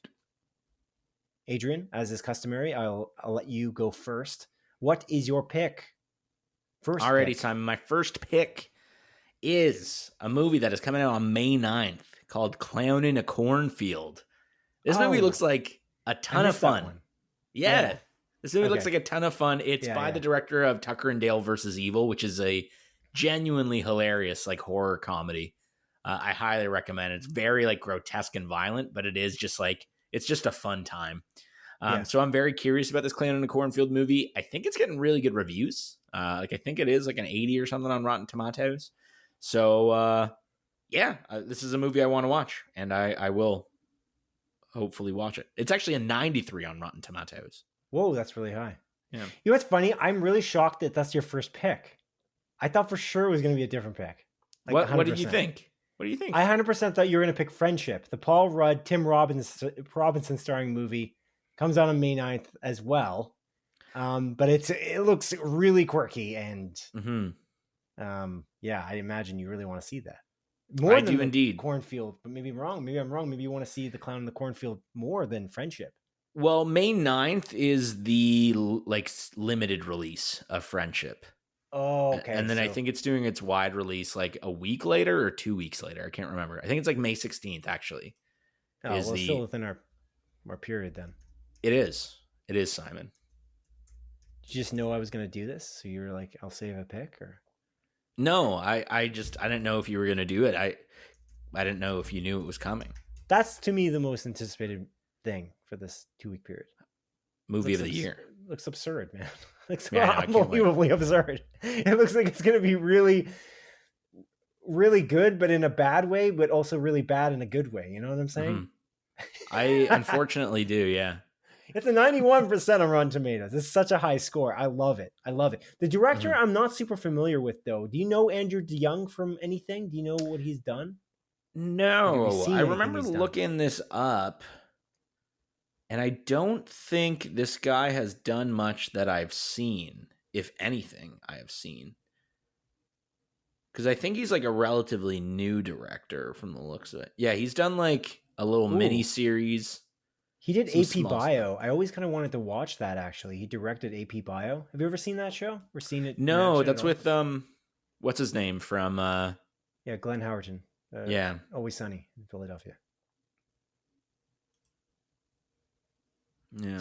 Just to say, I'm keeping score, and I'm definitely helping you more than you're helping me. That's all I'm saying. Jeez Louise, dude. You were keeping score. Look, you brought it up. You said... You know what? You're a sore winner. You're a sore winner. Anyway, the other thing he's done is like a Peacock movie called Would It Kill You to Laugh? I feel like it rings a bell, but I've certainly never seen it. And it's a very haunting image on the title card thing, on the marquee. He also did a thing called, he directed Our Flag Means Death. Oh my goodness. I love that show. By the way, oh my God. I know what I can recommend you. Our Flag Means Death. Done. I've done it. I haven't recommended you to anything in how many weeks, how many months? I recommend you Our Flag Means Death. You don't like it? You don't think you'll like it? I watched the first episode and it didn't hook me. Really? Oh, yeah. Man. I think it was just a place and time thing. Okay. That's the wrong choice, I guess. I thought you would really like it. It's very quirky. I don't feel like it picks up right away. Like you kind of watch it and then you grow to love the ridiculous characters that are in it. And there's like a lot of ridiculous things in it. There's this one scene though. It's funny. They use a song. What's that song called? I love that song. And they use it in Spider-Man 2 as well. Coincidentally, I watched the episode with this song just around the time in which they use it in this episode, and I thought it was just a brilliant episode. There was moments where I teared up in this show, and I was like, I'm kind of shocked. This show is like way better than I ever expected it to be, starting it from the beginning. My fiance and I, though, right? It did, but yeah, that's the problem. Actually, yeah, I take my recommendation back because I can't remember how it ended. Did it end well? I don't recommend it to you. But I recommend it to the average person. It's an HBO show, follows pirates that are very quirky. Yeah, and it's got Taika Waititi in it, which is great. And he's one of the executive producers as well. That's really good. But yeah, the director of that's cool. I'm even more interested in this movie, Friendship. Adrian. Okay, what's your second pick? My second pick, Simon, is not Final Destination 3, but Final Destination Bloodlines. It's the new Final Destination movie coming out May 16th in theaters. They're doing something new in this one where the grandpa he cheated death at some point, or the grandma cheated death at some point, and she got to live her entire life, but now death is coming knocking and is going to kill that entire bloodline of her family because they never were supposed to exist, because she had a vision and survived, and technically she should have died, and all her kids and those grandkids, they should all be dead. So death's a here. Death's a gonna kill him. Ooh. Yeah. Oh no. Mm-hmm. Speaking of grandmas, Adrian, I'm not gonna do that. There's a movie that's called Ma coming out, but I'm not actually gonna use that as my second pick. Ma? Yeah. Isn't that coming out now? I'm trying to look it up, but my internet's having a conniption. It cannot search a single goddamn thing. I'm not sure why. Oh, you know what it is? Rotten Tomatoes. Do you ever find that Rotten Tomatoes search engine's kind of bad? I don't use it. I always just Google things and type in Rotten Tomatoes. Yeah, it's better. That's where Google's winning out. Their search engine aspect is usually pretty great. Movie. Hold on. It's Octavia Spencer. You know what I'm talking about? Come on. There's a sequel?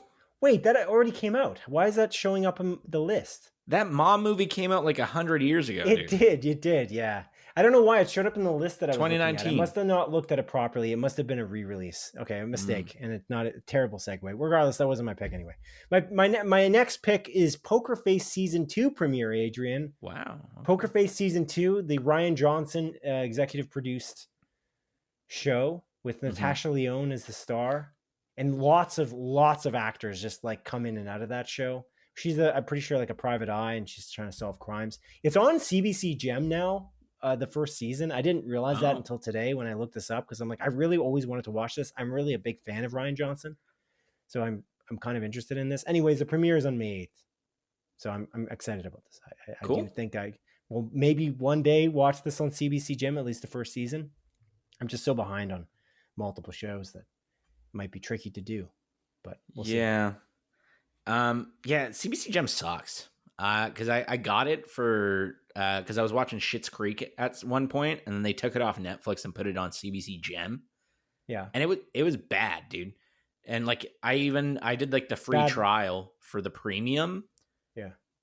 Because I don't want ads. It's cheap. Yeah. It's $5, I think, or maybe it's still played ads. Whatever. I'm going on a tangent. Long story short, it like never saved where we were in the episode. It never saved which episode we just watched. It was a whole hassle. I'm like, I'm not giving you my $5 CBC Gem.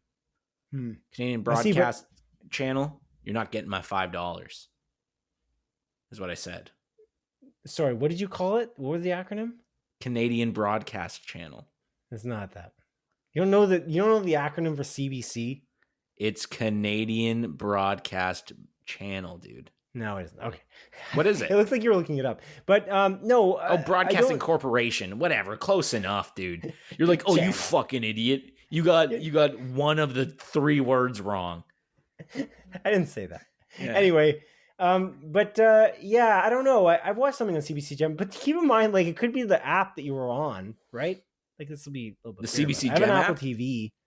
Yeah, but where is the app? What is it on? What platform is it on? It could be broken. YouTube is always broken on Apple TV as an example. I'm not going to say YouTube is broken in general. You know what I'm saying? I don't know. I think I was watching it directly off my TV. Okay, because Apple TV is kind of cool because it has a function where it will save your place across all of your apps through the Apple TV app, which is pretty neat. So I'm hoping that CBC uses that feature.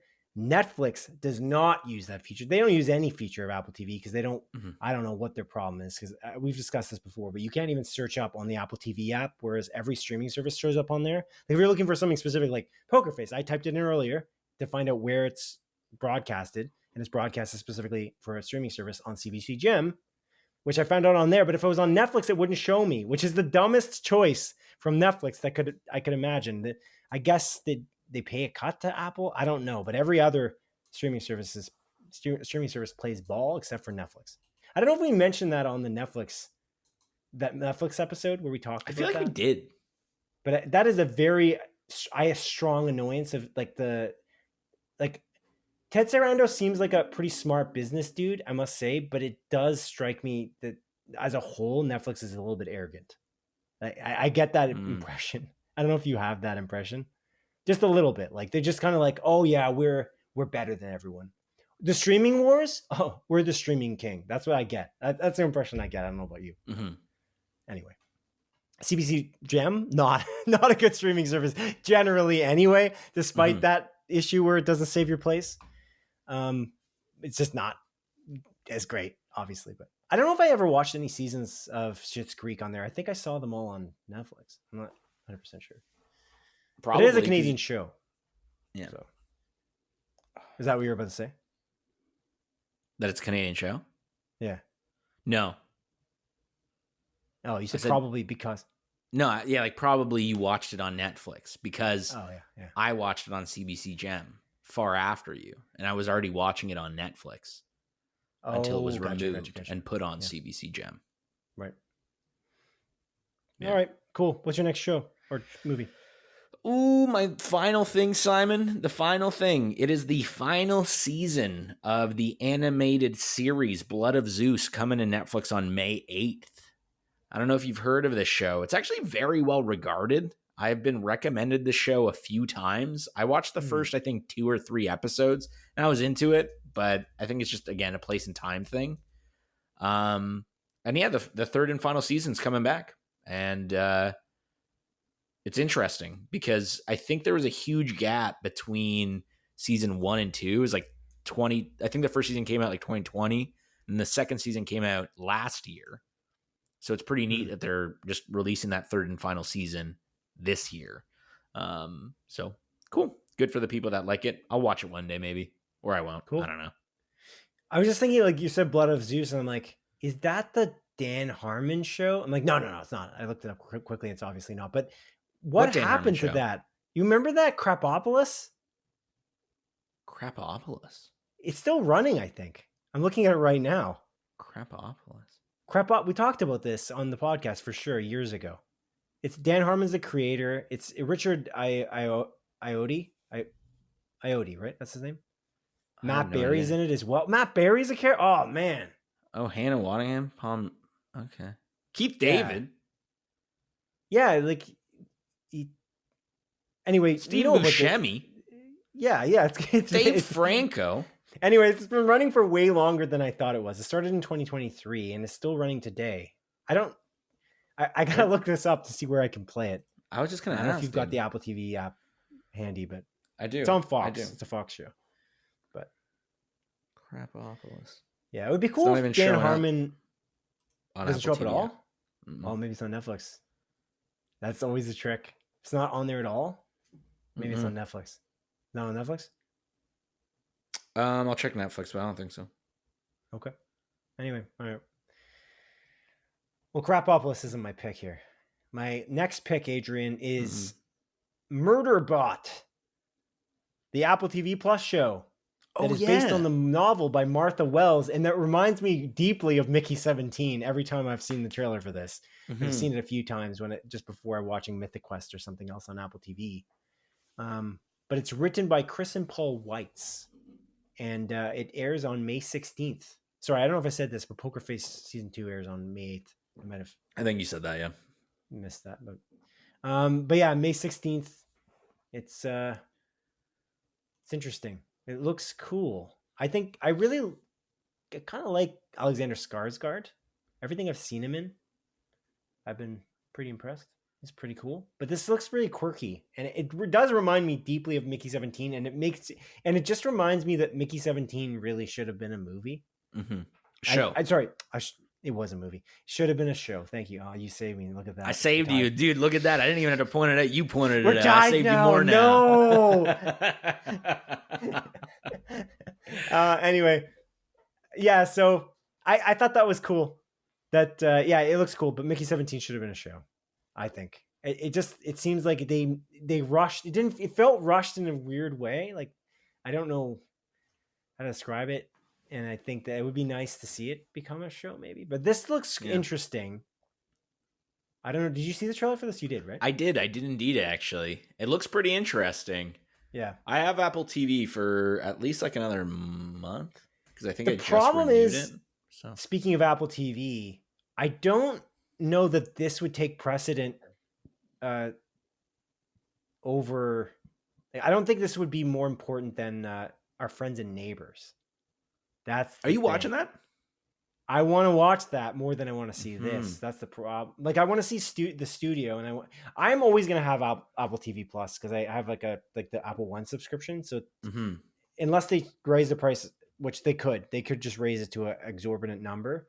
But I share it with my family as well, which is again why I'm able to cancel Netflix, because they removed password sharing from the equation. But because I share the various aspects of Apple One, including iCloud storage, Apple Music, Apple News, and those types of things, Apple Arcade, which I don't use, but also Apple TV Plus. Because of that aspect of it, that's why I keep it. So I don't know if I'm going to cancel it anytime soon. Again, they could increase the price over my threshold, and then I can start shedding some of the services. But regardless of that, I am very curious about Jon Hamm's crime drama. I think that looks really good. I saw there was like a quote they were showing on a trailer recently for Our Friends and Neighbors that said the best Jon Hamm thing since Mad Men, which I'm like, that's a pretty bold thing to say. Bold statement. I said it before you said it, so you didn't. No, dude. But I appreciate the sentiment. But yeah, it was bold because I don't know if you've seen Mad Men, but it's pretty awesome. Did you watch all of Mad Men? Yes. Should I watch that show? Years ago. I do like it. I don't know if you'll like it. Wow, you'll probably like it. It's awesome. I mean, it's just very slow. I'll say that. It's about like you know what it's about, right?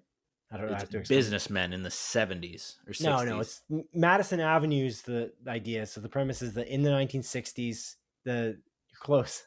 Businessmen in this, you're just like, you're missing it by like a slight mark for both of the things you said, but it's like basically Madison Avenue advertising an advertising agency in the 60s, and it's very, very period piece, and it's about Jon Hamm's character Don Draper, and he's like a bit of a womanizer, but he's like I guess they consider him like a genius ad guy, like he's the creative.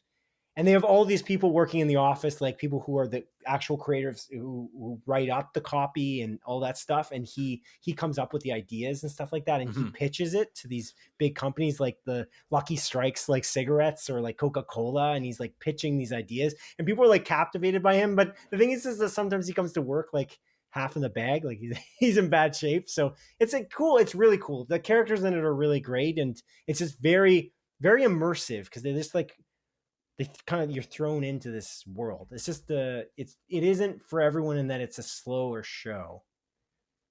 I recommended it to my mom years ago, and she did not like it. Oh. It was just too slow for her. So anyway, but yeah, I don't know if I've ever recommended anyone since. The thing about Mad Men 2 that this like sticks in my mind, I always have this thing where like olfactory nerve thing, like where I remember certain memories with other memories, or they collide with on an olfactory level, like with like smells. So like I have this idea of like whenever I did hockey tryouts, I would smell the smells of spring, and the smells of the hockey rink and spring work in a specific conjunction. So I always remember the smell of hockey tryouts. It's like something that's like completely ingrained in my mind. But one of the things that's interesting is the last season of Mad Men, when it was airing, or no, it just hit Netflix, I think. I had a housemate that had just moved in, like a new housemate. And the thing is, we all had our own separate rooms, obviously. There was housemates, but I didn't know this guy that well. But we bonded because one night it was like 12 a.m. and I was like making myself a snack in the kitchen, and he didn't know I was in there, and he was going out of the kitchen as well. And then I'm like, oh, what are you up to? Like, he's like a coder. He was like doing programming in university. And so he's like, oh, I'm just watching TV. I'm like, oh, you're watching TV? What are you watching in his room? And I'm like, and he's holding he's holding a glass of scotch. I'm like, what was this? And I'm like, wow, that's a really classy way to watch TV. He's like, well, I'm watching Mad Men. I'm like, I'm watching Mad Men. And this idea that he's like drinking the drinks that they would drink while watching the show, I just thought it was like reminding me of like later on in my life, I'm watching Better Call Saul and I'm eating Cinnabon. It's just kind of something like that. But I always remember that. And I haven't talked to that guy since, pretty much. Like that guy left that house and I never talked to him. But we bonded on Mad Men. And we constantly talked about Mad Men after that time. I'm like, oh man, how was the finale? He's like, oh wow, so good. It was good. It's a good finale too. It's really a deep show that's like you really think about after. Mm-hmm. It's less like it's kind of aired at the same time as the one of the shows that people think is the best show ever, Breaking Bad. Like and I saved you again. Look at me, I'm saving you again. You sure? They had a crazy run, AMC. If you think about it, AMC was Mad Men, The Walking Dead in this like a heyday, and then it just ended like now, basically like 2 years ago. And then they had the Breaking Bad almost airing simultaneously. At least at one time, they were all airing at the same moment. AMC really has nothing in comparison to that. I don't think like they've never been able to hit that kind of stride of having so many hit TV shows at the same moment. HBO has always done that. They've always kind of had these fluxes of things that always come in and out. Like now they've got The Last of Us. They just had White Lotus finish as an example. Apple TV is kind of getting that as well. But I feel like AMC hasn't had that kind of prestige in a while. Yeah, they were really killing it. And I feel like it kind of ended when Better Call Saul ended. Like I can't name you a single AMC show apart from the Walking Dead shows that are aired. Yeah. And I don't even know the name. The other 5 Walking Dead. They went really like quadrupled down on The Walking Dead, which is crazy because it's cool. It's good, but it's fine. It becomes a little bit samey after a while. That's the issue with that. Yeah. They had some really cool ideas. There was a show they had about like the early days of the computer industry, like at IBM and various things. What was that called now? That show was so good. Was it like Halt and Catch Fire or something like that? Yes. No, now you're winning for the saving me. Yeah. Halt and Catch Fire. That's a good memory. You haven't seen that. No. Right? Never. Yeah. Yeah, it's Halt and Catch Fire. And it had the dude, and I'd never, Lee Pace, who's in that show on Apple TV, actually, the one that's written by the dude who wrote The Dark Knight. You know what I'm talking about? No. It's Foundation, the show, but it's the guy who wrote The Dark Knight. It's David S. Goyer. Did you ever have any inkling to watch Foundation? Because I've been tempted by it. That's like a classic, like novel that they turned into a. No, show. Like I remember it coming out. I think it has like decent reviews. I was like, oh, maybe I'll watch it. I do. So it's funny because like maybe I'll watch it someday because they have a PlayStation VR 2 game based on the Foundation as well. Yeah, not related to the show, but yeah, definitely. I don't think and so maybe one day, like because I had a little VR streak like a couple months ago, and I haven't played VR since I moved into this new place. But maybe I'll hop back into some more VR titles, and if I download that game or pick up that game, I'll watch Foundation. Yeah, that would be a good like synergy, you know? Yeah. Synergy of what you're watching. I've been tempted with Andor. Oh, sorry. I'll be honest with you. Like if I were to watch kind of like a sci-fi show right now, in that I guess similar genre, I feel like I'd probably choose The Expanse. I've heard so many good things about The Expanse. That's more grounded though. I don't really know the difference between. I actually don't know the plots of any of those shows. I've just heard The Expanse is kind of like space Game of Thrones. Like it's pretty crazy. It's very well done. So I'm curious about watching that. But yeah. Yeah, I don't know how it ended. That's the question. Honestly, though, again, I cannot recommend For All Mankind more. Apple TV Plus has so many good science fiction shows. It's nuts. Again, Dark Matter, Severance, the Silo, the Foundation's kind of rockier in terms of its reviews. They've got Murderbot coming now. We'll see how that goes. And then I missed one, didn't I? I said Dark Matter, Severance, Silo. We were just talking about For All Mankind. For All Mankind, right? which is probably the best one out of all of those. All of the ones I mentioned for sure, and that's the same dude who's trying to do God of War. So at least he was a part of it in a major way. But yeah, I'm losing all my names now. Womankind. What is his name? The guy who's doing God of War, Ronald D. Moore, who did Battlestar Galactica, which I do recommend, but the ending is bad. I wanted to watch The Expanse as well. I have it on my list of shows I was going to watch, but then now there's so many new shows coming out constantly that I can't catch up. Anyway, that's pretty much it for this episode. That's all the regular scheduled programming. Do you have anything else to mention? Any other TV shows or movies that you wanted to throw in there as a pick for this coming 2 weeks? There's one more I have listed actually that we didn't mention, other than Maw, which came out years ago. Came out pre-COVID. What do you have to mention, Simon? Did you see the trailer for Hurry Up Tomorrow? No. Some wacky shit. I don't know this director very much, but I have heard of his thing. It actually has got the, speaking of Dark Matter, it's got the dude from Dark Matter in it. The director's name is Trey Edward Schultz, and it's got stars The Weeknd, Jenna Ortega, and Barry Keoghan. Oh, Trey Edward Schultz directed It Comes at Night. And so it does look wacky and crazy. It looks like a horror movie. It isn't initially, but then it does definitely by the end of it. By the end of the trailer, I should say. It's pretty crazy. Anyways, this comes out May 16th. I'm not sure how much of a wide release it will be. It does look like very much like an independent movie, but yeah, it's Joel Edgerton and It Comes at Night. But I've heard of It Comes at Night, and it looks pretty creepy as well, but I've never seen that. I don't know where that may be streaming or whatever, but that came out in 2017. Anyway, yeah, Hurry Up Tomorrow. I don't know. That's like, looks pretty wacky. I don't know if you're looking at the trailer right now, but some wacky shit. It's interesting. The Weeknd seems to like to be called by his name, like not Abel. The Weeknd when like Trey. What is it? Trey? I don't know.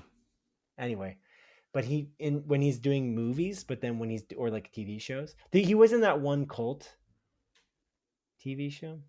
Oh, I thought you meant like he was just in a cult in general. No, he's not Jared Leto. Yeah.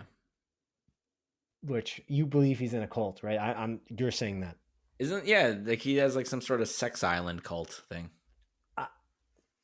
Allegedly. Is that true? I think so. Okay. I don't know. All right. Seems like an odd duck. Sure. I wouldn't want to be in a room alone with him, is all I'm saying. Alone? Whoa. Okay. Yeah. Okay then. All right. Yeah. Well, Simon. That's it. Yeah, this is the shortest episode we've done since forever. It's kind of crazy. Shockingly. Yeah. It's kind of weird, but there wasn't that much in this last 2 weeks other than like seeing Thunderbolts. Did I miss a piece of news? Sometimes I feel like I missed a piece of news that was pretty substantial. Ken did mention to us actually about Blade being canceled, because I think like the guy that was doing the music was like, I don't know if the movie's happening, and then Wayland,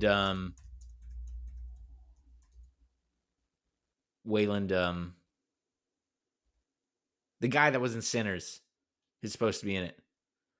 Wayland something. What? Delroy Lindo? Oh yeah, I don't know why I'm saying Wayland. I don't know. You mean the corporation in Alien? Yeah, dude. Oh my god, yeah, that was a flub. I'm like, Wayland? Am I gonna pick you up from that? I'm not.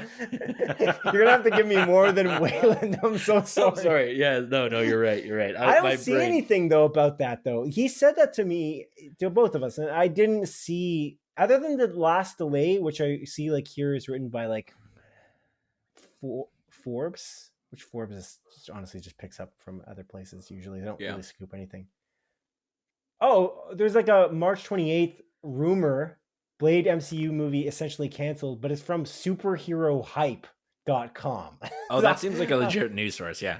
Yeah. I don't know. I don't see anything that's official in this. Okay. There's like World of Real says the Marvel's Blade is scrapped. Nah, I don't believe it.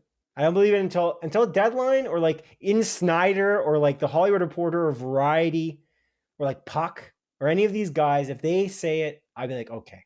But if it's Game Rant, I'm so sorry. Yeah. Oh, wait.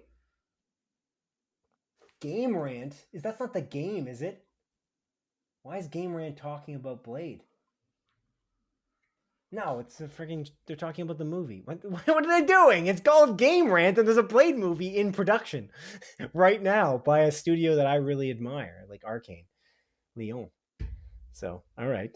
No, that's not canceled. Not that I see anyway. That would be disappointing. Anyway. But yeah, there's nothing I see unless you see something I'm missing. You see I don't know. I'm not going to look it up. Well, that's it. Maybe, we'll look at, if it comes up, we'll definitely talk about that because I feel like it's substantial. That's in literal development hell. That's like, that's in bad shape. Is it ever going to come out? I don't know. It sucks. That's something we joked about. Oh, we didn't talk about the end credit scene. I guess we could talk about it sort of here. For Thunderbolts, like that end credit scene, like the final one, there's one in the middle that's hilarious, but the final one is actually quite substantial. We did talk about it. We did, but we didn't talk about how the rest of the MCU has been flubbing their end credit scenes majorly in like a major way. Like, I mentioned it briefly. Oh yeah, okay. Yeah. But yeah, it's been a problem though. The number of ridiculous like teases, like there's too many loose threads. They're just like dangling everywhere. No one knows whether they're ever going to go back to some of them. I don't want to mention them because I feel like they could be spoilers, I guess, but I just don't even know. Like some of the actors they introduced. I'm going to spoil all of them right now. There's a signal somewhere and something is coming. That is literally every single MCU end credit scene. Oh, okay. Yeah, but they're always... The thing is about the signal is that they're never the same signal. It's some other thing that's happening. It's like, oh, we got to do this. We got to help these people. Oh, there's a thing. We got to do this. It's like, oh, there's a voice, a disembodied voice. Oh, we're going to help with this. I got an eye on my forehead. I got an eye on my forehead now. There's an eye on my forehead. Here's an actor that you've never seen before in the MCU. This person's now in the MCU. Oh, wow, crazy. It's like, oh, and then they never go back to it for like 10 years. Like, what is this? Why are they doing this repeatedly? Stupid. Those are the two pieces of, before we wrap this up, this is the moral of the story for this episode, okay? Moral, not really, because we didn't talk about it throughout, but here's what I'll say. There's two things the MCU needs to fix. That, other than, obviously, always have a good plot. That's obvious, but that should be the same for every movie you ever make, so that's an answer there. But the two things they need to fix. They need to have the power metrics set up so that every character, and I talked about power metrics earlier, so now actually I can pull this together because I didn't talk about what power metrics meant. Power metrics means each character has different power abilities and some are stronger than others. And it's important for them to match up in certain terms of the physics of the world. That's super important that the plot matches the power of each of the characters. They have to make sure that matters. The second thing they need to do is literally just make the end credit scenes actually get followed up and followed through eventually. Like stop teasing things. Otherwise just make it a funny thing. Like the gag at the end of the first Deadpool movie where he comes out and pretends he's Ferris Bueller. That's good. Just do that. That's what I would do. Or the one in the middle, the mid-credit scene in Thunderbolts. That was great too. I won't say what it is because that would be a spoiler.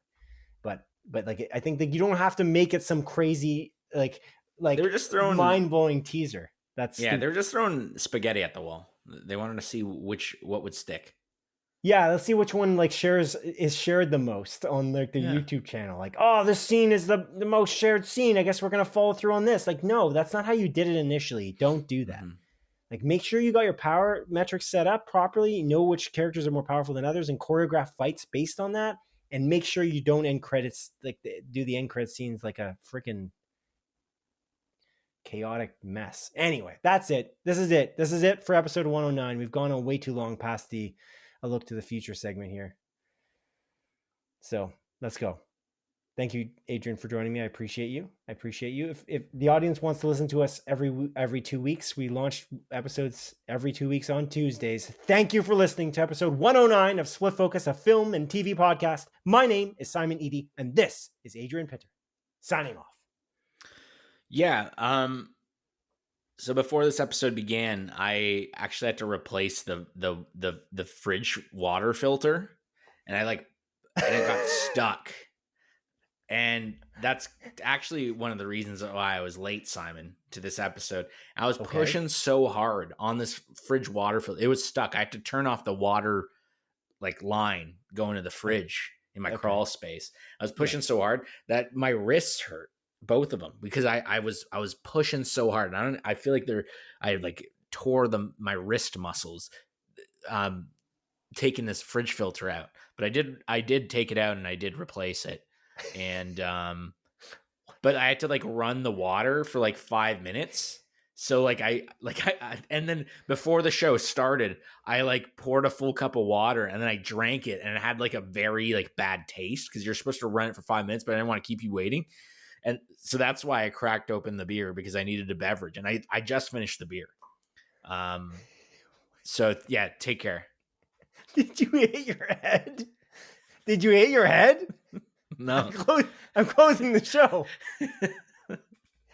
Jesus Christ. Goodbye. Take care. The power metrics of water filter removal. Jesus. It's tough. Goodbye. Samsung fridges, dude. All right.